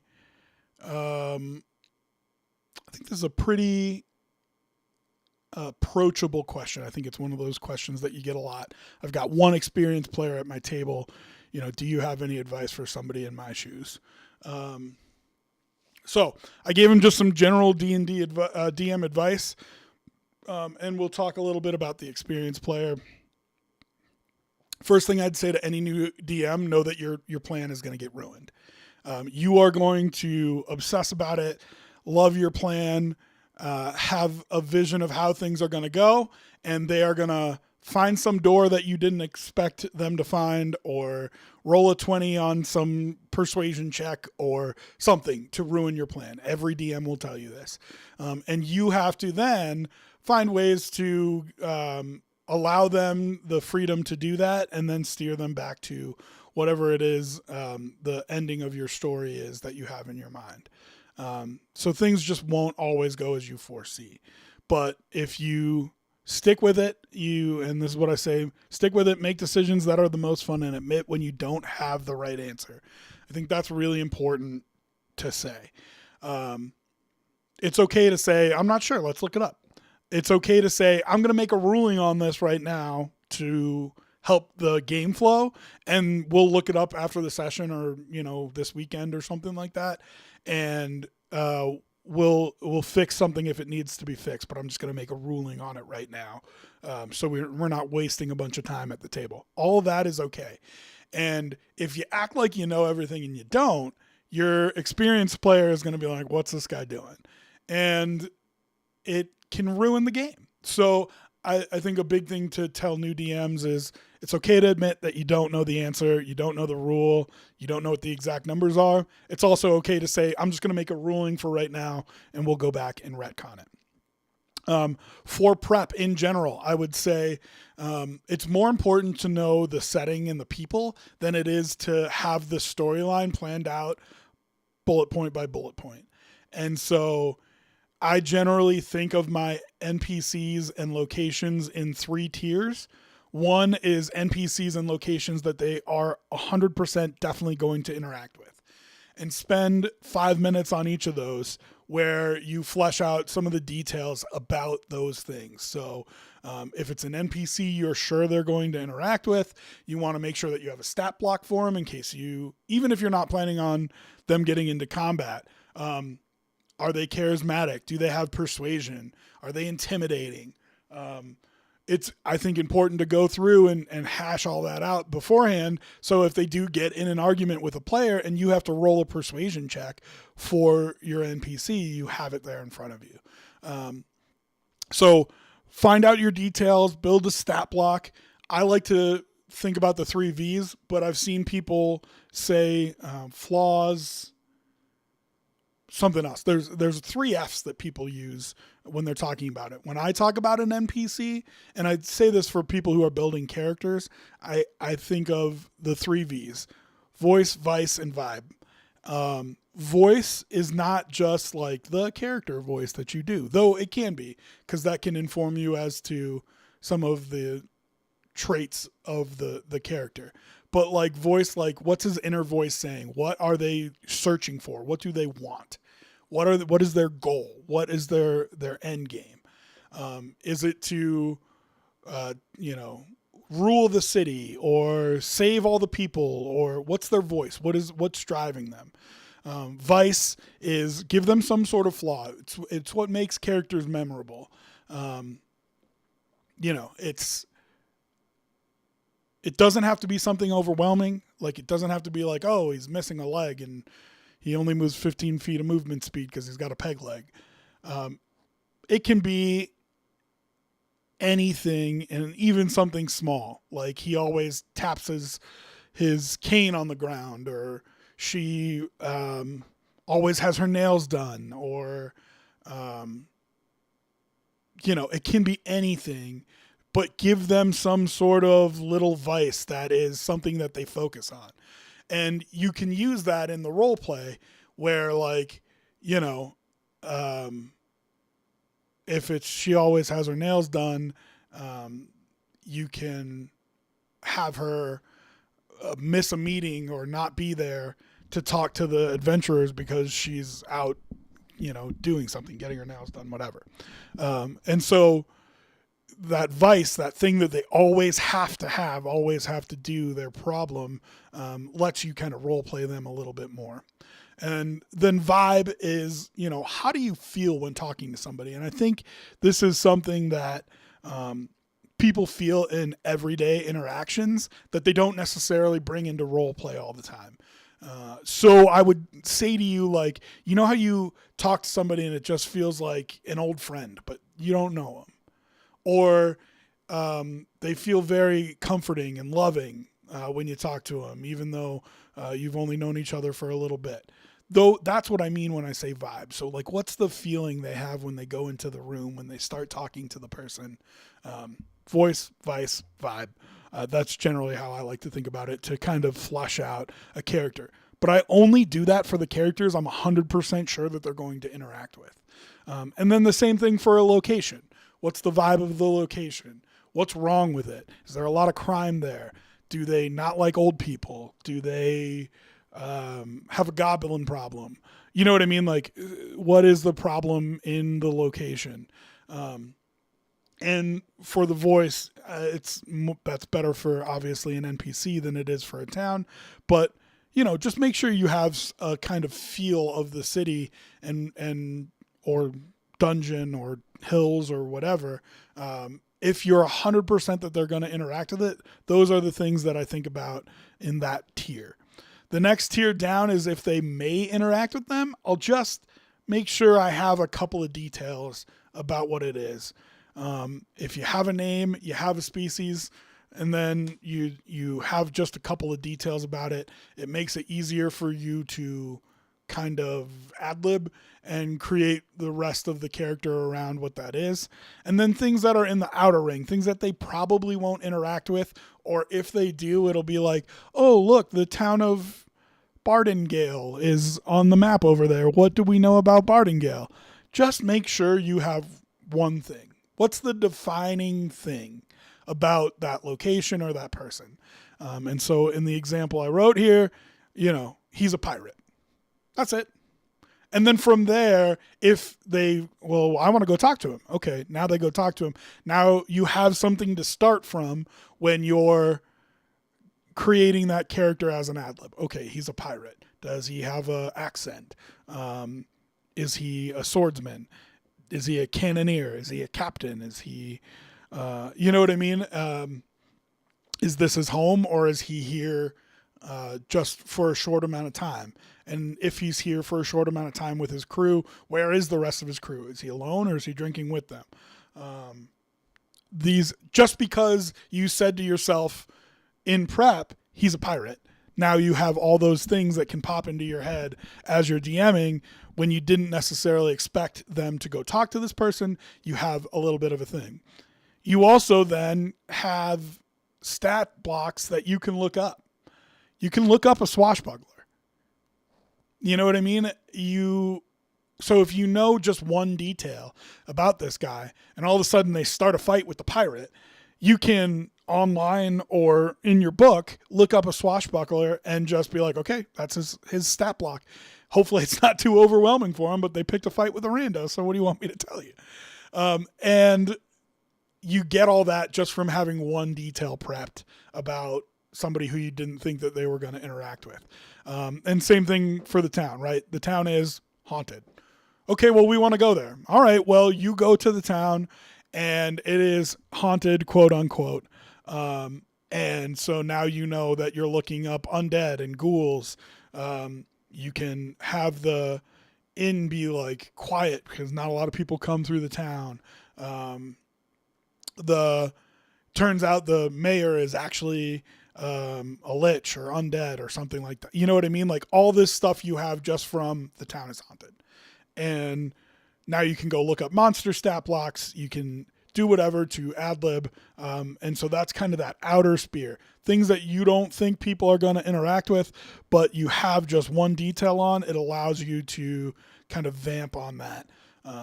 So that is the general advice I'd give to new DMs. Other tips that I have a name sheet. I think it's the most important thing for me, because when they're talking about somebody and you don't have it as a character that you have fleshed out already, nothing breaks the immersion more than them going, "Oh, what's your name?" And you going, Steve. You know what I mean? Like, there's nothing that breaks the immersion of the role play, the game, the feeling, the vibe, more than you doing that. And I just can't say it enough. If every NPC you have is named Steve and Joe and Ashley, you just, it doesn't have the same feel. So there's lots of ways to build a name sheet, but have just a name sheet of 20 names that you don't have characters for, but just make sure they are of varying sounding species. Some of the names sound elven, some of the names sound human, some of the names sound tiefling. Just make yourself a little list of names, and that way, if they run into it, you can be like, "Oh, the name is Velos." Okay, great. And then you can start to ramp. And it's a name that sounds like it fits the world and doesn't necessarily pull anybody out of the immersion. So I think having a name sheet is really helpful. I didn't put it in here, but one of the things I like to do is have a small encounter written. I normally actually have a couple of them because you don't use them all the time. But going a whole game without combat is tough. And so if you write just small encounters that are modular, that you can put anywhere into your story, so they relate to your story a little bit, but it's not overwhelmingly important. It's not something that's like part of the main plot line. I'll have just a couple of scenarios written. And what I mean by written is I know, okay, they're going to fight 6 goblins that are level 1. Here's what the goblins are doing. This is why somebody will get involved. This is why they'll get involved. And I can insert that into the story anywhere. So if they're getting off track or they're avoiding the combats that I had, and this is all depending on how much combat your group likes. My groups generally like combat. I like to have these little and written. I mean, it takes 5 seconds, right? You find the goblin stat block. You make sure the numbers match up with the group that you're DMing for, and you just insert it into the story. The inn you're staying at, all of a sudden there's a bunch of commotion downstairs and the goblins have ransacked it. And then when you put it in there, you can make it more important to the story. So yeah, the goblins got in, they started ransacking downstairs, you came down, you killed them all. But little did you know, they've got the crest of somebody who is your prime suspect for whatever your main storyline is. So were they coming there for you? Were they sent there to kill you? Or did they just happen to break into the inn and ransack it? It's very easy to ad-lib that sort of stuff, especially if you have 2 or 3 encounters built to go in. So that would be the last piece of advice that I would have. And then I think this is super important. I said this before. Most of all, and I say this to all DMs, you'll do great.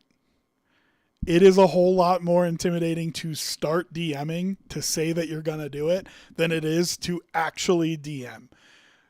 You're in your own head about it, and it's one of those things where if you haven't sat in the chair before, it's scarier than it actually is. So trust yourself, trust your instincts. You know what's fun. Just go have fun and make sure your table has fun. That's all that matters. So we'll throw that comment up there.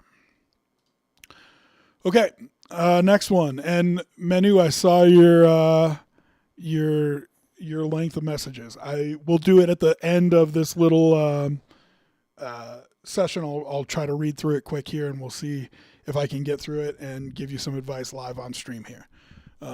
So we've got 1, 2, 3 more that we'll do, and then we'll read through your campaign ideas real quick. Okay, what exactly constitutes metagaming?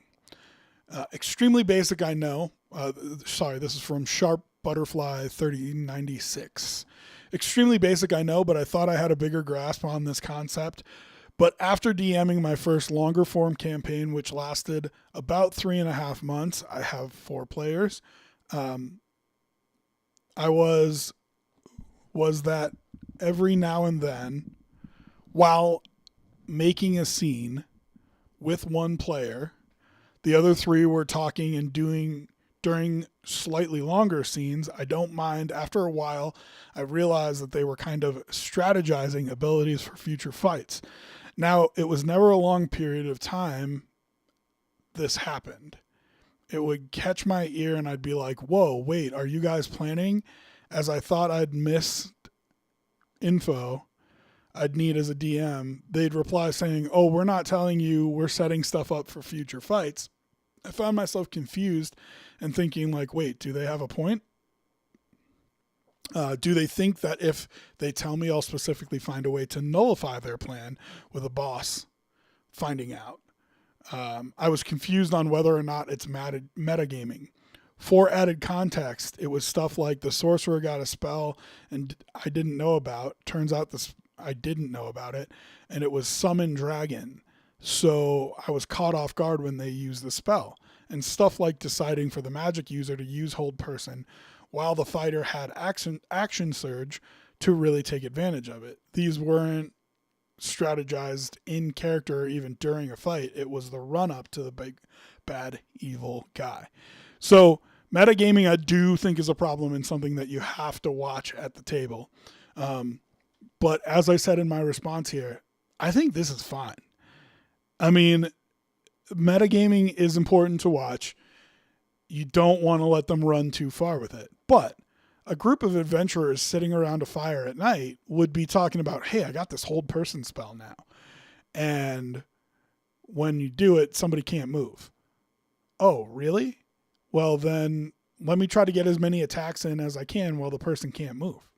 Yeah, I mean, strategizing like that, things that they know that they have, I think any adventuring group would do that. How can we optimize us as a group? Yeah, I think that's fine. And especially, I have a new spell I just want to let you guys know about, XYZ. I think that's totally fine. I don't think that's metagaming at all. Now, when I would say metagaming is a problem is if they walk into the room with the BBEG and you start your initiative and 2 rounds into the fight, they take 20 minutes to discuss what they want their next action to be.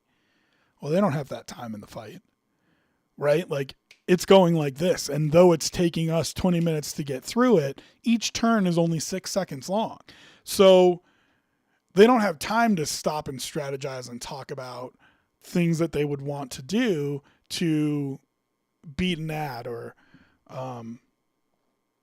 handle a situation.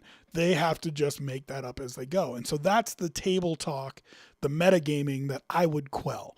I would let them talk real quick, maybe a sentence or two, because in a battle you could shout, hey, focus down the bad guy or take out the ads. Like, you could yell that in 6 seconds. And so if they spend just a second or a minute or two talking to each other, being like, hey, do we want to take out the ads first? Yeah, let's do it. I'll generally let that go. But if they're spending, copious amounts of time going through strategy, all that kind of stuff, that's not something that you'd have the opportunity to do. I also would stop them if we're in a role-playing session and they're standing in front of somebody and they try to talk amongst themselves.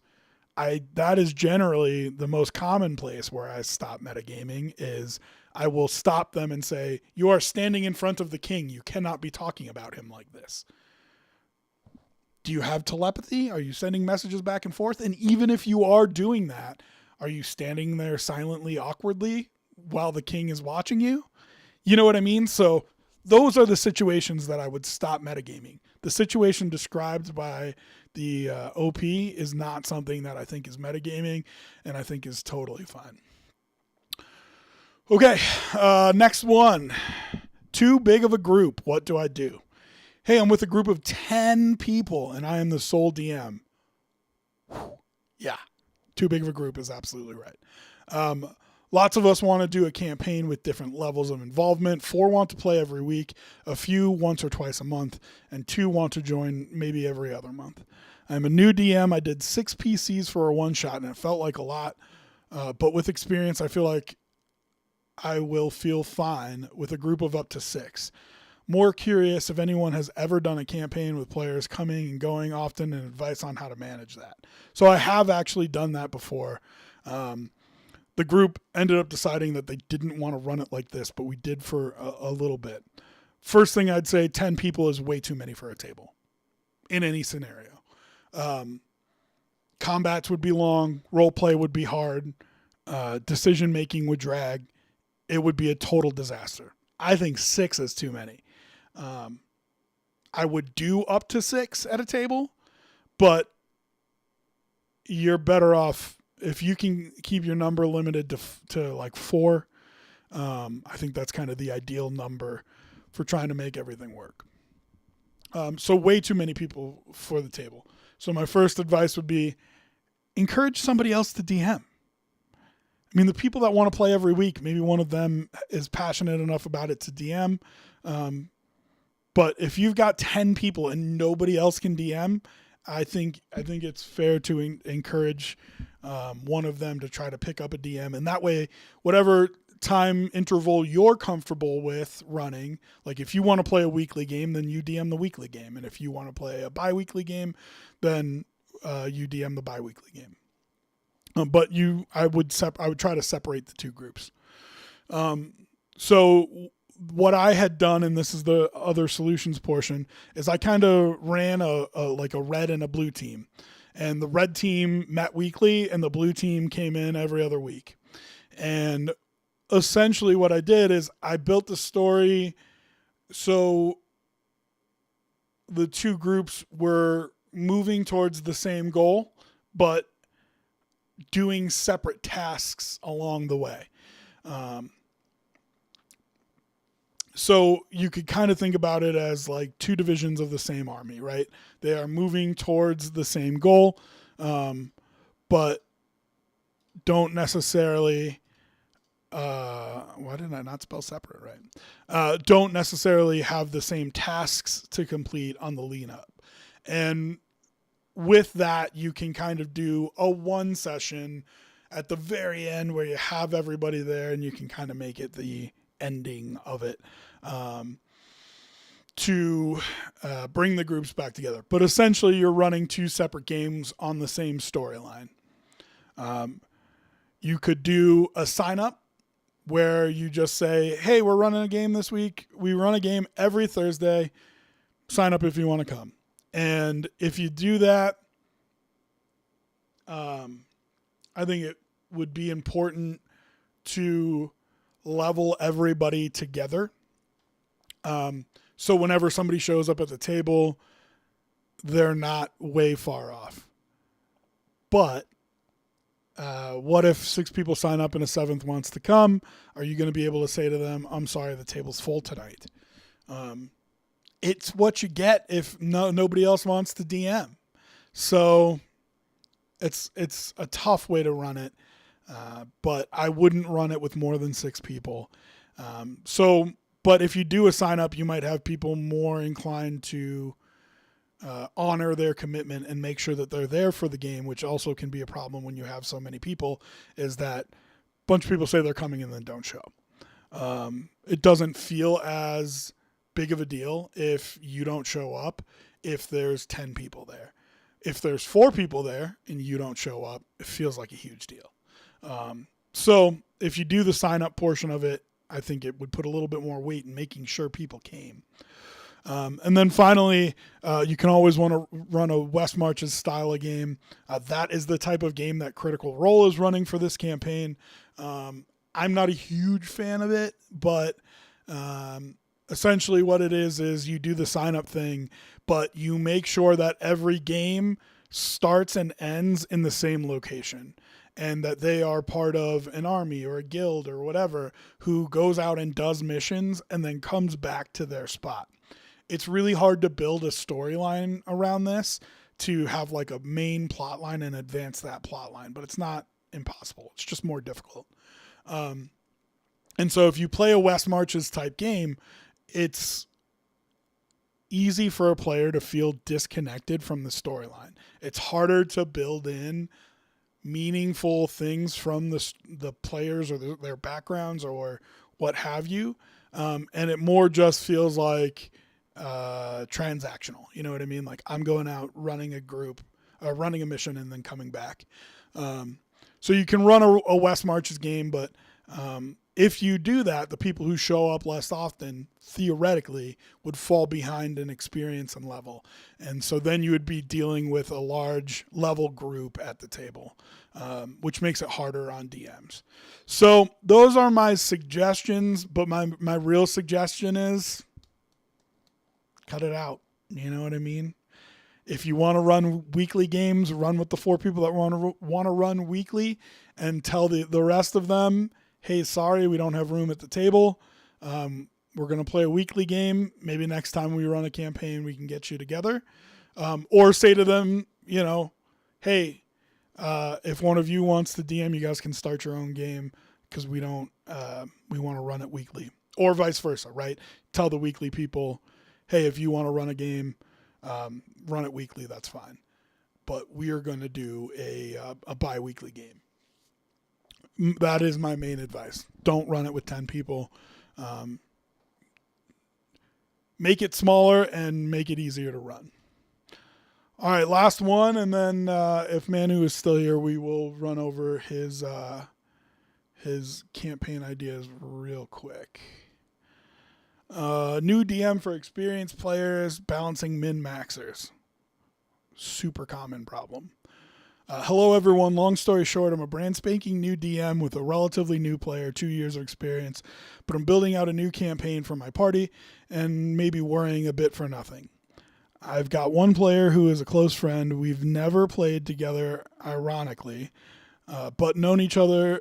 But I've known he really enjoys maxing damage in combat and multi-classing to get those synergies. He's currently a sorcerer eyeballing a Sorlock build to Machine Gun Eldritch Blast. He has mentioned meta magic. So I'm assuming that's an idea with a quicken spell.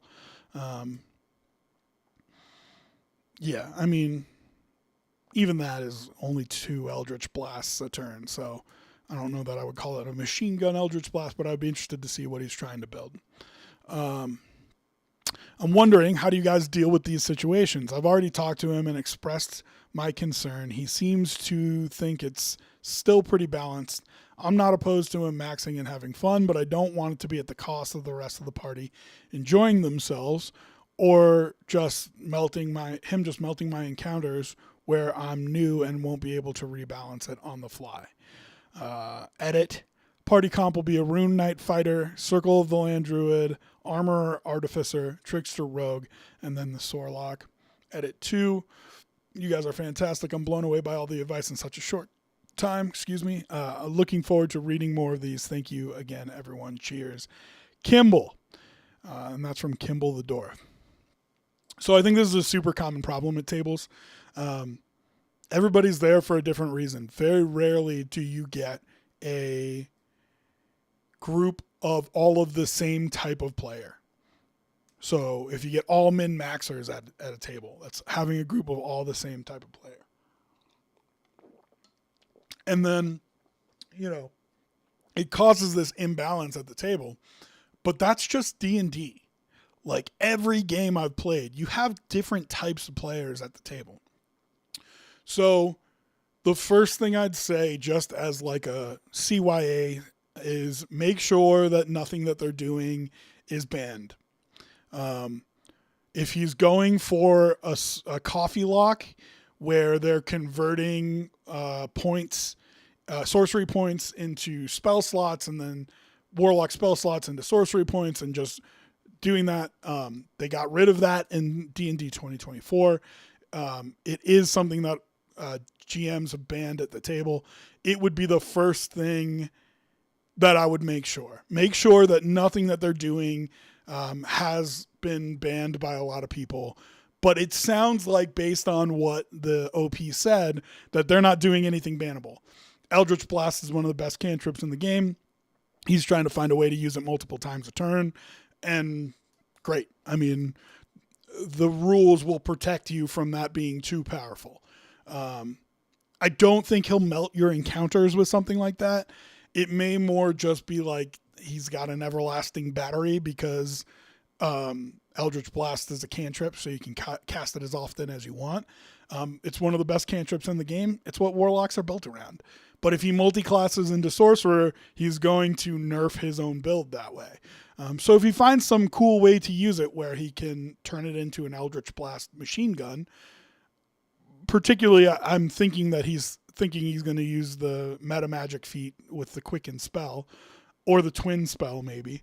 But there are limits to it.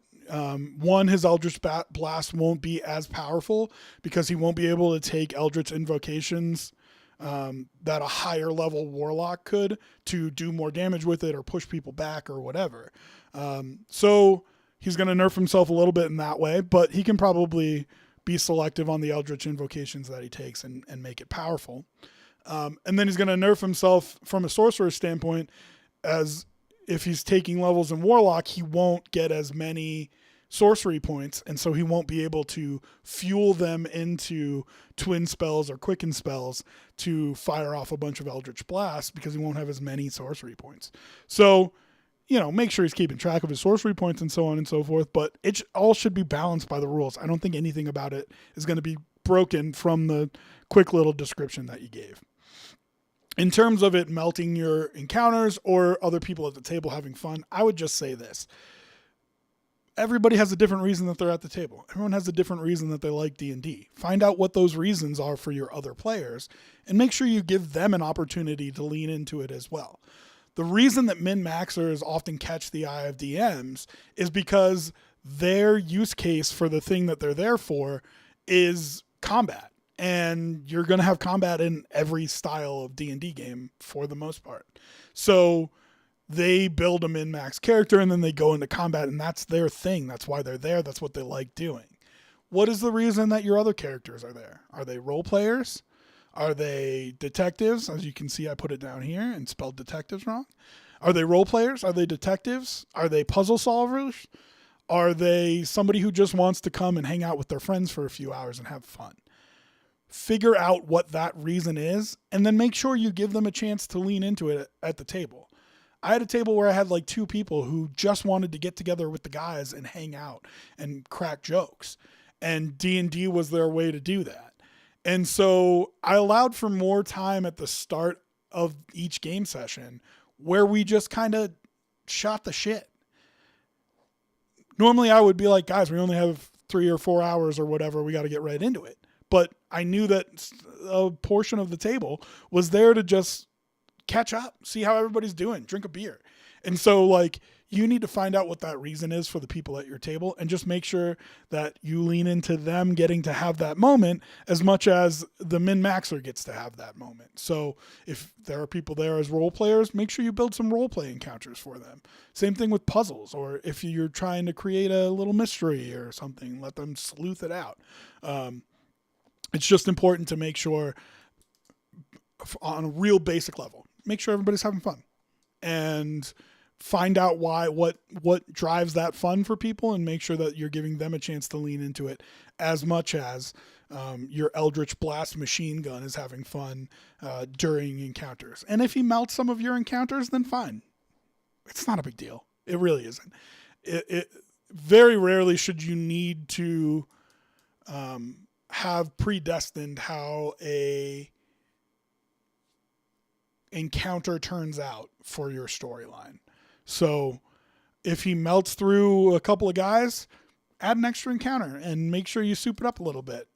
And you should be able to do that on the fly. Even if you can't rebalance an encounter on the fly, just let him mop the floor with somebody. And then add an extra encounter in the game with more power to it. And then that way, it doesn't just ruin your session.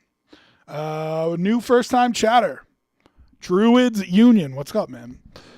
I should say, I mean, man, I'm using as like dude, but what's up? Druids Union. She, they, he, it. Everybody welcome. Running my first proper campaign, set in my own fully homebrewed world. Manu just said the same thing. I think it's the way to go. It's mostly improv with a lot of background lore. Anything I should expect. 5 players. So a little bit earlier, we talked about my general advice to new DMs, and I'll just give it a quick recap here for you. It's a common question. One, I think building it in your homebrew world is the way to go, because you don't have to learn the lore of a whole new world. If you put it in your homebrew world, 1, you know the things that you've already come up with, and 2, you know the things that you haven't come up with yet, so you can just improv it on the fly. So the first thing I would say is homebrew world, absolutely the way to go. Know that your plan that you have is going to get kicked in the teeth. You are going to spend all this time making this world. Your players aren't going to really care. I hate to break that to you. It's the sad truth of every DM. We plan and plan and plan, and we're so excited about the lore we put into this world, and this city has all these cool things, and this map, and your players are like, okay, where do we fight somebody? And it's just like, oh man, but I have so much cool stuff in this world. Very rarely do you find a player who is interested in the lore that you have in your world. So just know you're going to care more about the world. You're going to care more about your storyline than they do. And they're going to find a way to mess up both of them. Let's see what you said. After they gain some infamy, 2, you can get the excuse that enemies will start actively trying to lightly encounter them by using anti-magic artifacts for this Eldritch Blast thing. Oh, to the last guy. So yeah, I mean, one thing I'd say to most DMs is don't neuter what it is that your group does, that your players do well. If he's good at Eldritch Blast, let him be good at Eldritch Blast. But like, so you could put in like an anti-magic field or something like that, but taking away somebody's best thing that they do, it's kind of like sniping, and it's not effective for making them have fun. What you can do is make what they do less effective by the type of fights that you put them in. So if I have a guy and he's getting off, and I don't know how he would do this, right? Like he said, it's an Eldritch Blast machine gun. So let's say he's getting off 3 Eldritch Blasts per turn. Well, that's great. But if I give you 20 goblins who are attacking you, well, you can knock out 3 of them, but you can only target 3 of them per turn. So now 17 are going to take swings at you next turn. And so I'm letting him do what he likes and is good at, but also I'm not making him the world beater that solves the problem of combat. And so, yes, you could definitely do what you are saying, Druids Union, but I would just suggest be careful taking away the joy of the character that the player built. The player wants to play what they're great at. And so if you have that much of a problem with somebody's build where you feel like you need to design counters specifically to make them ineffective, I think more what needs to happen is you have to have a conversation with the player and say, hey, I think you're a little OP. Here's what I think we can do about it. I don't want to ruin your character, but this would be the changes that I need to make because I need to outlaw some of the things that you're doing. It's too powerful at the table. So let's see your reaction to that. Yeah, only the introduction is scripted before I give them free reign in the world and the map. Oh, this is back to your world. So yeah, so that's what I would say to your anti-magic artifacts. Okay, let's go back to what you said. Yeah, only the introduction is scripted before I give them free reign in the world. Early game features some custom survival and mechanics and one mercy mechanic to keep it tense until they buy their way out of survival things to focus on characters later on. Yeah, I think that's a great idea. And So, like I said, generically, advice I'd give to new DMs: have a plan, know that it's going to get messed up, be willing to ad lib to kind of weave parts of your plan back in there. The mechanically, it's okay to say that you don't know what something is. It's okay to look up a rule or ask somebody else to look it up. It's also okay to just make a judgment call for brevity's sake and say we're going to circle back and I'll look it up later, and if we need to retcon something, we will. So don't be afraid to admit that you don't know. For your prep, I generally prep things in 3 zones. It sounds like you're kind of doing this with your game. Who are the NPCs they're definitely going to interact with, and what are the locations that they're definitely going to interact with? When I say a decent amount of prep, for me, it's like 5 minutes on each of the things that I definitely know that they're going to interact with. I try to make sure that you have some unique characteristics for each of them, a stat block, that kind of thing. Your second zone is things that they might interact with. I have less prepared for them, but I try to make sure I have 2 or 3 things prepared for each of the locations or NPCs that they might interact with, but there's no guarantee that they will. That way I have a solid ground, but then can ad lib from there. And then the outer ring is things that you don't think that they're going to interact with. It's not likely a town that's on the other side of the map, or an NPC that, they might hear about, but not necessarily interact with. And for those, I make sure I have just one thing. And so in this little note that you see here, the one thing is he's a pirate. And from that, you can ad lib the rest of whatever else you need. All of a sudden, they start going towards the guy that's a pirate. And you didn't think they were going to, but here they go. You then can use the he's a pirate thing to go through the rest of your situation and try to make sure that you have what you think is something meaningful to the story. So, why is he in town? Where are his shipmates? Does he live here, or is he from somewhere else? You also can look up stat blocks, like I said earlier. There's a swashbuckler stat block. So he's a pirate, and all of a sudden they get into a fight with him. I can look up the swashbuckler stat block, and I'm good to go. So those are the 3 kind of zones, and that's my general advice for DMs. I would also tell you, have a name sheet ready. Nothing breaks the immersion like somebody being like, oh, what's this guy's name? And you're like, John, Ashley, Beth. So have some names, make them sound species specific. And that way, when you go through it, you can kind of ad lib based on just having a name. So just like 20 extra names written on a sheet is something that I like to do. And then I didn't put it in here, but I also said I build 2 or 3 modular encounters. And they're things that I can just pick up and place anywhere in the storyline, but they're not important to the storyline. And that way you have something that you can insert into the game if you need to. 6 goblins, here's the stat block, here's what they're looking for, this is what they're doing, and then I can build it into the storyline. Oh, did they have the crest of somebody who was attacking, or somebody the group is looking into, or something like that.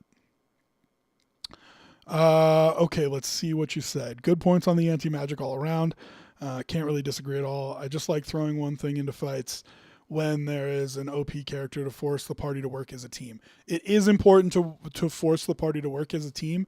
The way that I do that, instead of nerfing one, is building up the other. And so what is the rest of your table good at? If somebody's really acrobatic and they're in a group with the Eldritch Blast machine gun, well, we've turned this fight into a chase scene, and you've got to, jump from platform to platform and blah, blah, blah. And so the acrobatic player gets to shine where the, machine gun might not be as effective. So I love your idea to force them to work as a team. I would do that by increasing the effectiveness of the others rather than decreasing the effectiveness of the min-max gamer. But listen, sometimes it's unavoidable. Sometimes you just have to nerf somebody because they are just way too strong. But I do that more through like a conversation with them than the encounter itself. And then for your game, you said major cities are planned out, but everything in between that doesn't involve companion NPCs are improv. Yeah. And I think that's the way to go. I mean, at most, I would write up a list of NPCs that they may hear of or know of. So like in my world, I like started writing and like, so like, I've got one of the countries here. It's going to be tough for you guys to see, but like I've got one of the countries here and I just have like, that's a quick paragraph on what it is. Here are some monsters that might be common to the area. And then key players, I've got like key players. I've got like 2 and I've just got like a little sentence about them. You know what I mean? And that's it. And then, you know, this is my long-term lore. So like, this is what I keep. But for my game prep, I will put like, Varyu Nightbringer, Paladin, Shar, Aasimar looks different, uncommon in the area. You know what I mean? And that's it. And from there, you can improv everything else about him just because you have like just one thing to build off of as you move forward. So, hell yeah. You know what I mean? Okay, so... All right. I don't know if Manu is still here. But he sent, let's see, 1, 2, 3, 4, 5, 6 messages. Let's see if we can read them real quick and give him some advice on his campaign. Tharquin, the human who ascended to deity. Tharquin was born in a family of druids in a remote past. Despite the teachings in respected nature, animals and other creatures on the part of his family, he grew up an evil, vile, dangerous person, more sure of himself than other kings in most prosperous kingdoms, so self-confident that he forced his family and friends to become cultists devoted only to him and no one else. He forced subordinates to sacrifice anything in his name: animals, adults, children, men, women, no distinction, everything and everyone or no one. What happened to the corpses? He devoured them, complete with bones, and he was a bottomless, satialess stomach with craven blood and human flesh and praise. As the years passed, the cultists began to get tired of not being able to free themselves from his prison. That goes on for generations. They were forced to ask for help from the family of their god. The family accepted the request for help, and the cultists invented a ritual of exile that also passed from generation to generation. It was used and linked to the use of blood. Whoever is individually related to the same family, Tharquin, will remain exiled longer.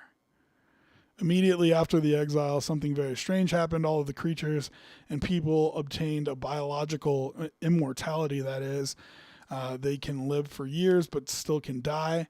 And why have heirs if you are immortal? Over the years, the family had some heirs, but slowly decreased in number until had a few individuals bear the name, the same blood. There was a girl who, during these years, grew up like Tharquin, but became a necromancer. Who was that follow from? Druid's Union. Appreciate the follow, brother. I appreciate that. Okay, we're almost at the bottom here. So the sister became a necromancer. During all these years, Tharquin was exiled. He was sent to a dimension in which the deity's beliefs and people all receded. For hunger and fun, he began to kill and devour them one by one, leaving nothing in his path.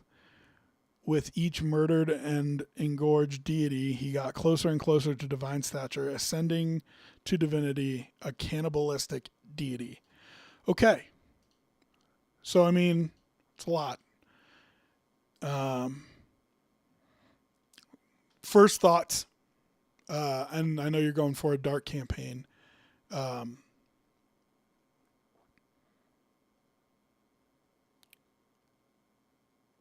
I would work backwards from this one. You created a very big hill. And so I don't know what level you're starting your characters at, but starting them at a low level with the end of trying to get them to fight this god can be a handful. If you're a new DM or you have any new players, trying to start them at a higher level, like say 8, 10, 12, something like that, I think would work better for the storyline, but it's tough if your players don't know how to run their characters, which is generally why you want to start them at a lower level so they can get comfortable with the things that they do frequently and get to know their character as it builds, if you will. So fighting a god, very tough to do. It sounds like you have a ritual maybe that keeps them under control, but long term you have to decide what is the end of your campaign. So is the end of your campaign they're going to fight him and kill him? They're going to trap him? They're going to take away his powers? They're going to free the other gods, right? I think those would be the things that would be the logical ending to your campaign. Some of those I think are more viable than others. Can they find ways to reincarnate the gods? Can they find this ritual that you talked about and use it to trap him, freeing the gods, making him powerless? Those are the things that I would think about. One of the problems that you have, and I mentioned this to you earlier, but for the people who are here who didn't hear it, if you have the gods being destroyed, you have an issue with divine magic. Magic that is divine is people being touched by gods. So clerics, paladins, druids, you're going to have to find a reason that they still have power if he's the only deity left and they don't serve him. Arcane magic theoretically would be fine, but the weave is controlled by, in D&D, Mystra. And so if the god of the weave died, then maybe even arcane magic doesn't work. Now, maybe you want this. Maybe you don't. Maybe you want a very low magic campaign, which is certainly something that you could do. But you're just going to have to render that in your storyline. And then also how that affects the world around, right? So this thing that gave people hope, belief, is gone. And so are the churches empty? Are they not there anymore? Does nobody pray? Or do they still pray and hope for the return of the gods and the light? Do they know that this devourer has destroyed all their gods? Or are they just confused as to why the moment of God's helping them and granting powers, do they think that they've done something wrong and that's gone away, right? Because they don't know that the devourer has destroyed them. But this is all really high level stuff. So my question would be, what level do you want to start at? What level do you want to end at? And how long do you think you have to get there? Because I think you might have to make the expectations more realistic. And maybe you could do that by having him not devoured the gods yet. Maybe he hasn't defeated the gods yet, but maybe that's his plan, to ascend to godhood. And just make it a little bit more attainable for them to stop him inside like a normal D&D level threshold. Because if they were doing that, the gods would definitely help them, right? They would definitely bless their journey. So, I think the big question is, where do you want to start? Where do you want to end? And how many sessions, how often do you think you'll play, and how long do you think it'll go for? If you're talking about a 10-year campaign where you go above level 20, then yeah, it's a really cool storyline. And I think absolutely could drive a plot through the whole thing. However, if you're going to be like a standard D&D game where most D&D games run 1 to 2 years and you meet bi-weekly at most. And so you're talking 24 sessions. That's a level of session if you want to go from 1 to 20, which is incredibly hard to do, especially as you get up into higher levels. So, I would just think about progression, pacing, that kind of thing. The storyline is very cool. It's a very good campaign, and I think you can draw a lot of side quests and little branches to get them to that goal. But in general, that's what I'd say about it. Druids Union. Yeah, all the faction leaders are fully planned out, other than stat sheets. My biggest worry is that I don't have a direct big bad evil guy. I instead have 3 major factions to choose from that affect the grander state of the world. Yeah. So, and I did this in one campaign. The war can be your big bad evil guy. You have to find a way to get them all to want to be on one side. So I don't know how you're putting your party together. I don't know how they got to know each other. But if they all just meet in an inn or grab something from a call board, you're going to have to invent a reason to put them all on the same side of it. Whereas if you have a BBG, generally they'll be united in wanting to destroy him. So of your 3 factions, do you have one that's clearly right or the best or what have you, that you can get them all on the same side? That would be the first thing that I'd be concerned about is, well, what if 2 of them want to be on this team and 2 of them want to be on that team? If you spend time on the heads of the guilds, the heads of the factions, you can turn those into big bad evil guys. But I think what you see, and you can look to history for this, is a lot of times it's more the lieutenant of the faction that's like the real shithead. You know what I mean? It's not necessarily the person in power. It's their right-hand man who's puppeting a little bit and doing some really terrible things. And so,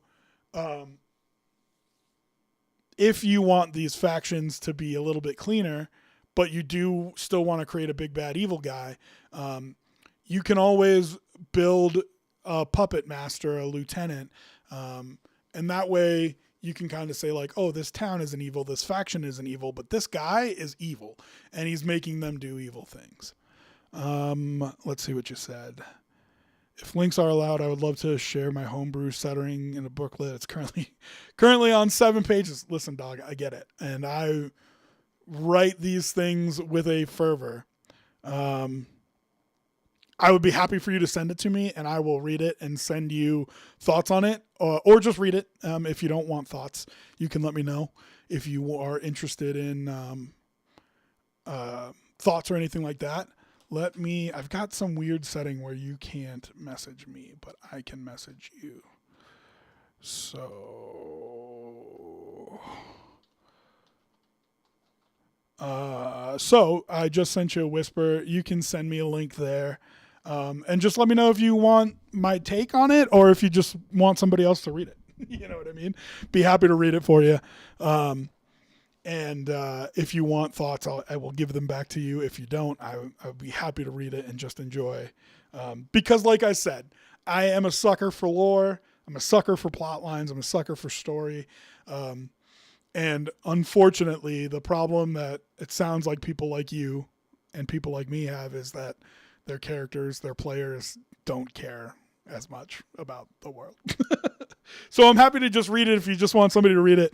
If you'd like my opinions on it, feel free to mention that when you send the link. And if you do, I will give you some of my thoughts on it from the 7 pages. But happy to read it. Okay. D&D Wednesday, we're continuing to roll through. As we've said all week, we are going to stream every day, but we stream different stuff every day. Sometimes it's video games. Sometimes we talk about sports. Sometimes it's just a free-for-all.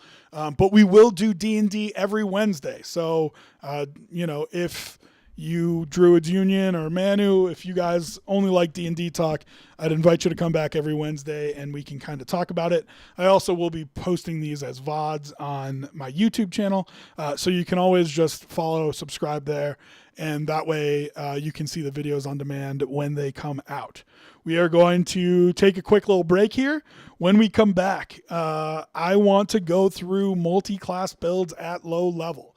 So most campaigns start at level 3, one-shots. A lot of them run at level 3. And for D&D 24, you're encouraged to just take 3 levels in one class because then you get right to the subclass. And I think that's kind of boring. So for this video, we're going to go over what I think are the best multi-class builds for level 3. That way, if you're starting a new campaign or running a one-shot, maybe we can give you some ideas of things that you can play that'll be more interesting than just I'll take 3 levels of cleric. So we will do that when we come back. We're going to take a quick little break here, run some ads so we get rid of the pre-roll for people who join the channel, and I will be back in a few minutes.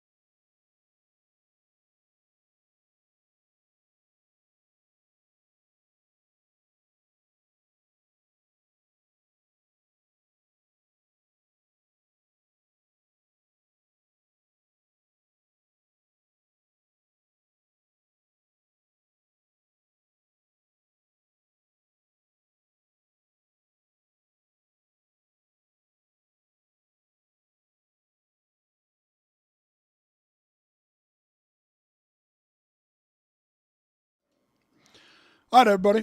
Welcome back. Ran some ads, burned some pre-roll.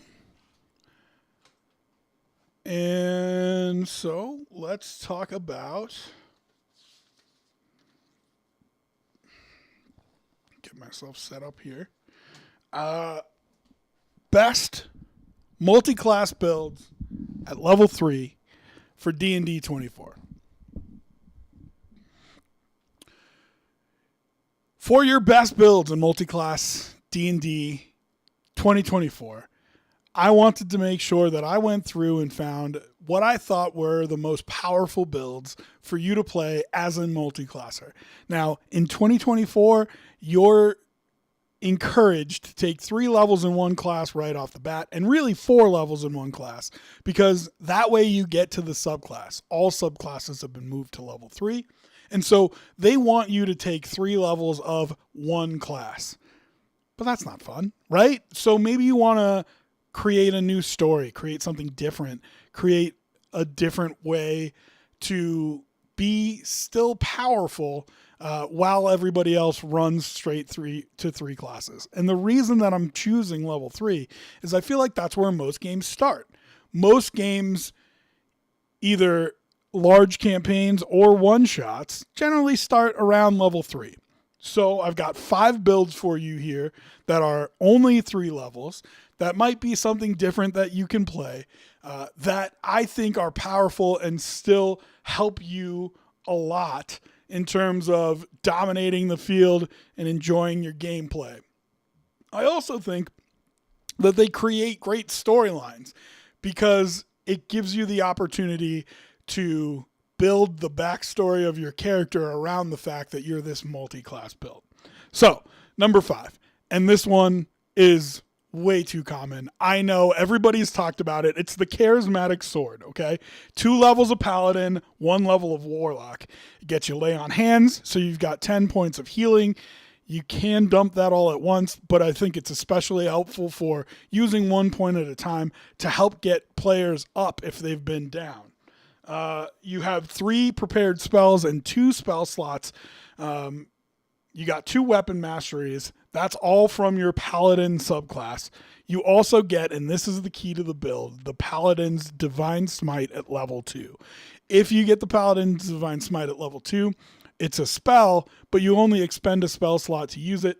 So you can use that twice per day when you're fighting. From the Warlock, you would take Pact of the Blade. You get 2 prepared spell slots, 1 slot only to use it. And you can use things like you get your cantrips, which you don't get as a paladin, by the way. You get 2 cantrips that you can add. Eldritch Blast, obviously, generally is one of them. Blade Ward is another one that you can take. If you get into a spot where you're taking too much damage and you want to just take a turn to try to heal yourself or let others heal you, you can use Blade Ward on yourself to take less damage. But things that you can use that spell slot for, that Warlock spell, is the big thing is Hex. So when you go into a battle, you're going to hex a foe. You're going to have your weapon.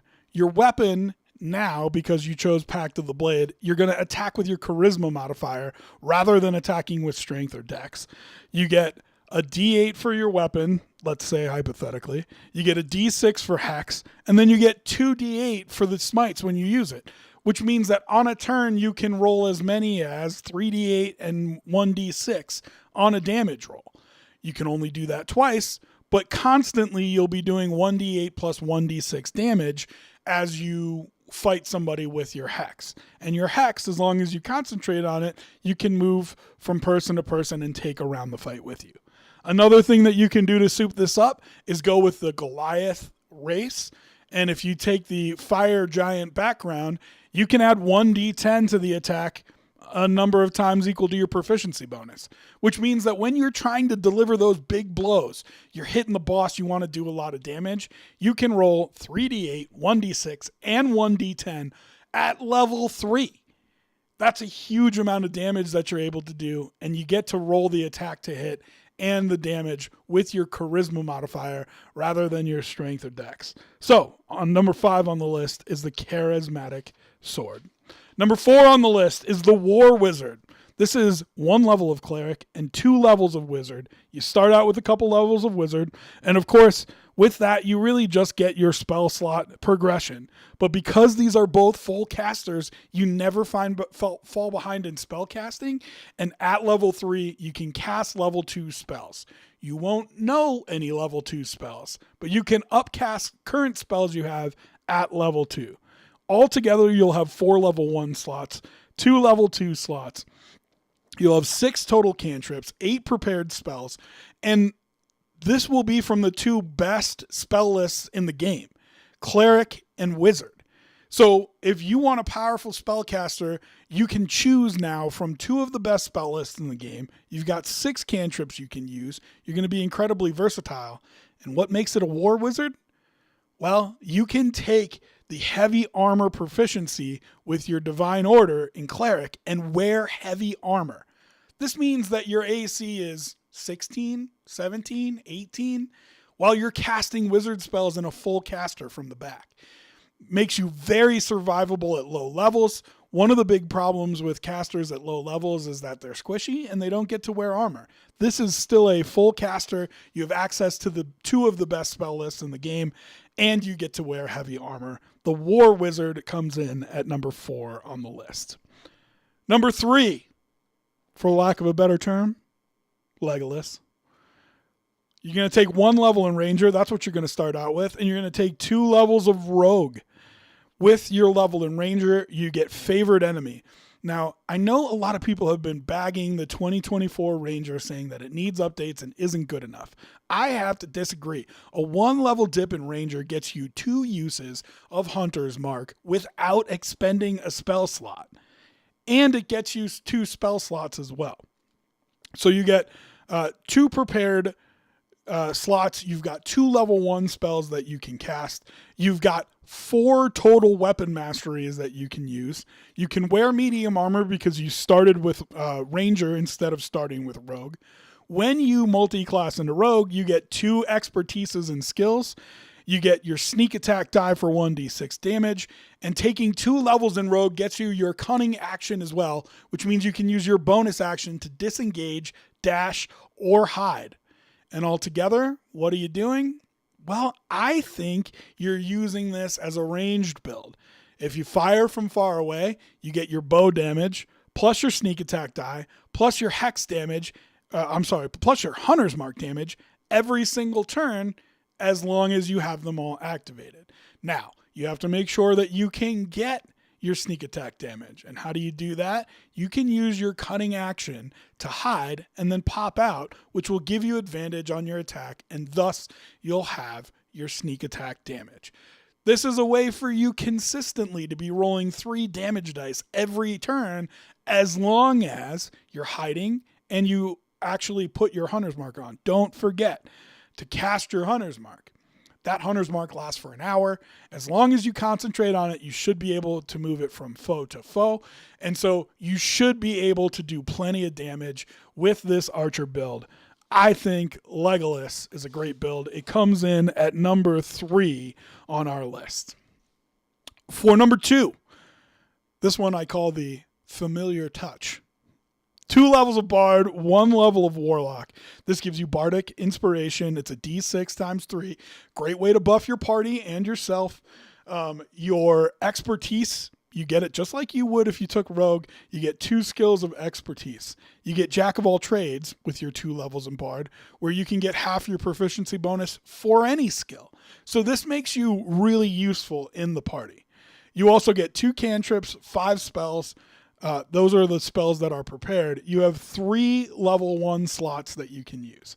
These are for spells like Cure or Inflict Wounds, Healing Word, Heroism.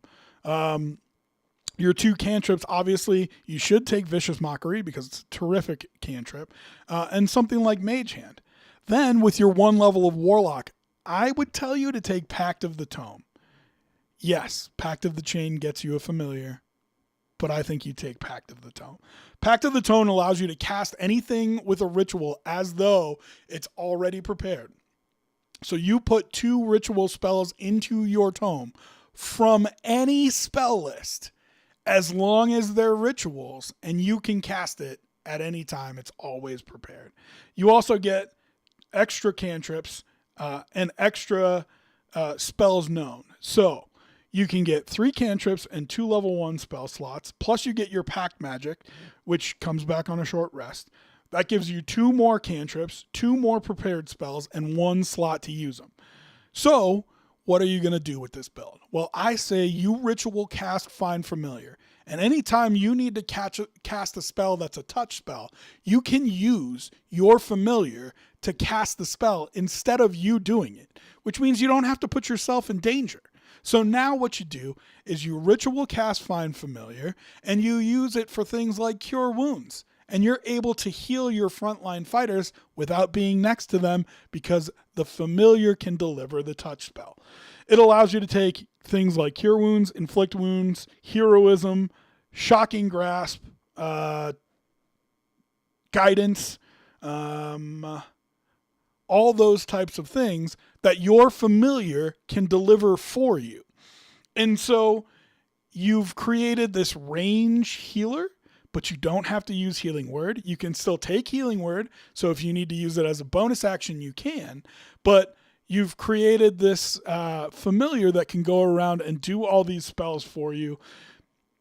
It's an incredible way to have access to 2 very good spell lists, as well as the Pact of the Tome lets you pick a ritual from any spell list in the game, and same thing for the cantrip. So you can pick a cantrip from any spell list in the game. You can take Guidance from clerics, you can take Toll the Dead from clerics, Shocking Grasp from a wizard, things that you wouldn't normally be able to take as a bard or a warlock, but if you take Pact of the Tome, you can take them.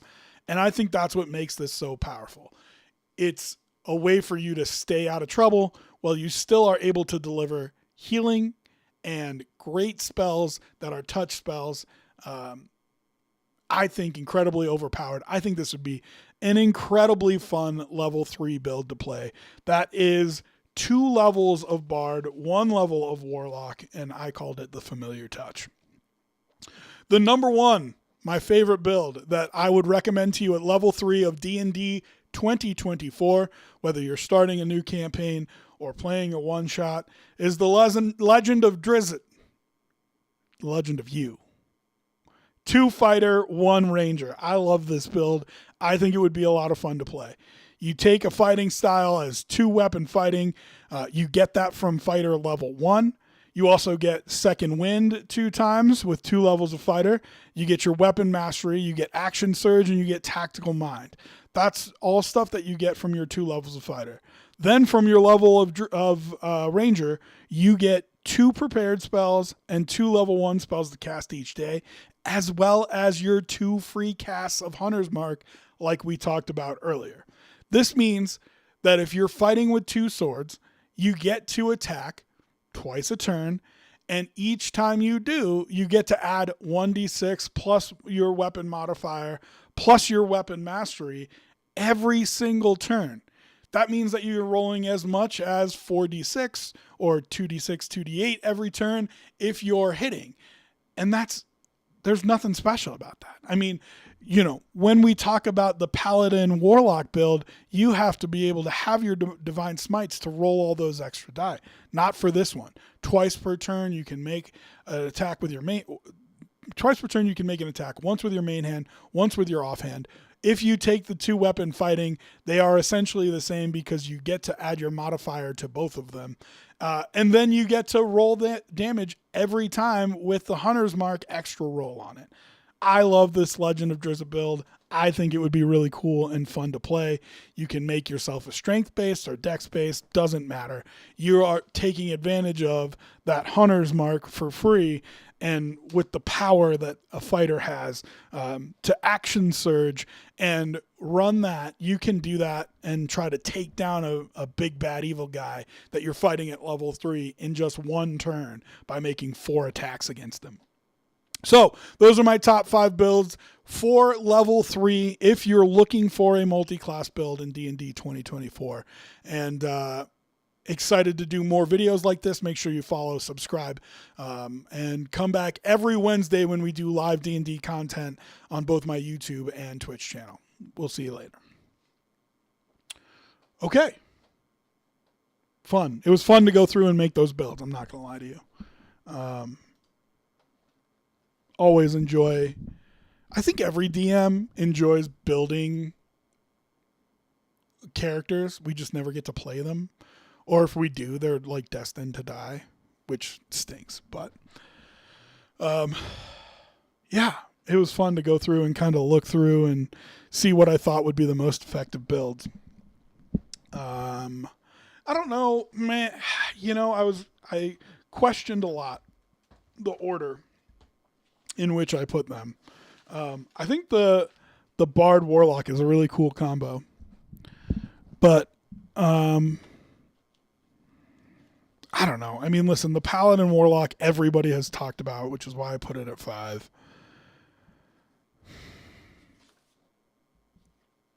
I don't know. Maybe the Warlock Bard was more of a number 1, and the Fighter Rangers more of like a 2 or a 3. But whatever, we did it. It is what it is.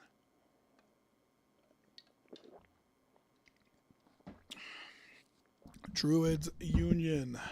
I roll the 2024 or 2014 rule set myself, but they seem quite cool. I appreciate that. I normally play 2014 as well, but I wanted to make the video because with 2024, all the subclasses have moved to level 3.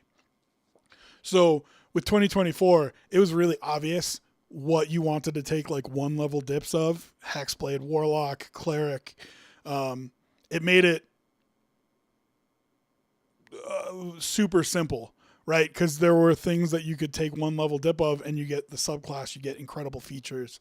And so now that they've moved that away, it's very homogenized where it's like, just take 1 class and take it up to 3. And if you take 1 class and take it up to 3, you really should take it to 4 so you can get your ability score improvement or feat. And I just think that kind of sucks. I think people like playing multi-class builds. It creates a unique storyline for you. The synergy of the powers, if you can kind of figure it out, like we were talking about with the min-max gamers, I think that's fun for people to try to unlock things that you play together or play together well. And so I just feel like people like multi-classing more than D&D gives it credit for. And to nerf dips where you make people take 3 levels kind of sucks. So I wanted to build a video where you had the opportunity to multi-class right off the bat and kind of have fun with it that way. Yeah, I love building interesting characters and making a disabled Aarakocra that uses magic to summon a replacement limb and a wing at the moment. That's cool. Yeah, I mean, is it a arcane limb or a divine limb? What's the class that you're building the Aarakocra with? But yeah, I mean, I feel like that's what they want: unique characters. You know what I mean? People want to play something that's unique to them. So you can do exactly what you just did in the chat and say, yeah, man, I'm building this disabled Aarakocra and this is how it's working. And it's really cool. And if you force them to just be like, no, well, I'm playing a ranger and I'm at level 4 of ranger. Cool. You know what I mean? Like it is not what people want. What people want is to build something and be proud of it. So yeah, very cool. Okay. I think that's it for our list today. Yeah, that's all I got on my list. Druid Union, Arcane, probably just the wizard. He is going to be one of the 4 bounty hunters that can hunt down players if they build up too high of a bounty infamy. Oh, very cool. Yeah, and that's what I mean when I say, like, I think DMs are just like they express themselves by getting to build characters that their players will eventually kill. But I do the same thing. Like I have so many NPCs built, and I would go through and play all of them in games if I could, but we just, DMs don't get to do that as often. So I feel you. It's a cool little build you got going on there. I hope it works out for you. Okay, that's it for our D&D Wednesday. Thank you for joining us, Druids Union. Special shout out to you. Shout out to Manu, who came in and gave us a bunch of his lore on his campaign. Happy to read through anybody's lore. If you've got something that you want to send me, feel free to direct message it to me, and I'm happy to read through and give it a once over. And if you want advice, I will give it to you, and if you don't, I'll just read it and enjoy it. We will do D&D every Wednesday around this time. So if you're into D&D and you're just looking for that, you can come back to my channel then. Or you can join us every day. We'll stream every day, just different topics. Tomorrow will be a sports and particularly a Buffalo sports day. So come by and hang out if you just want to chill. Or if you are into D&D, come back next Wednesday and we will talk more D&D. But thank you everybody for joining us, and we will catch you next time.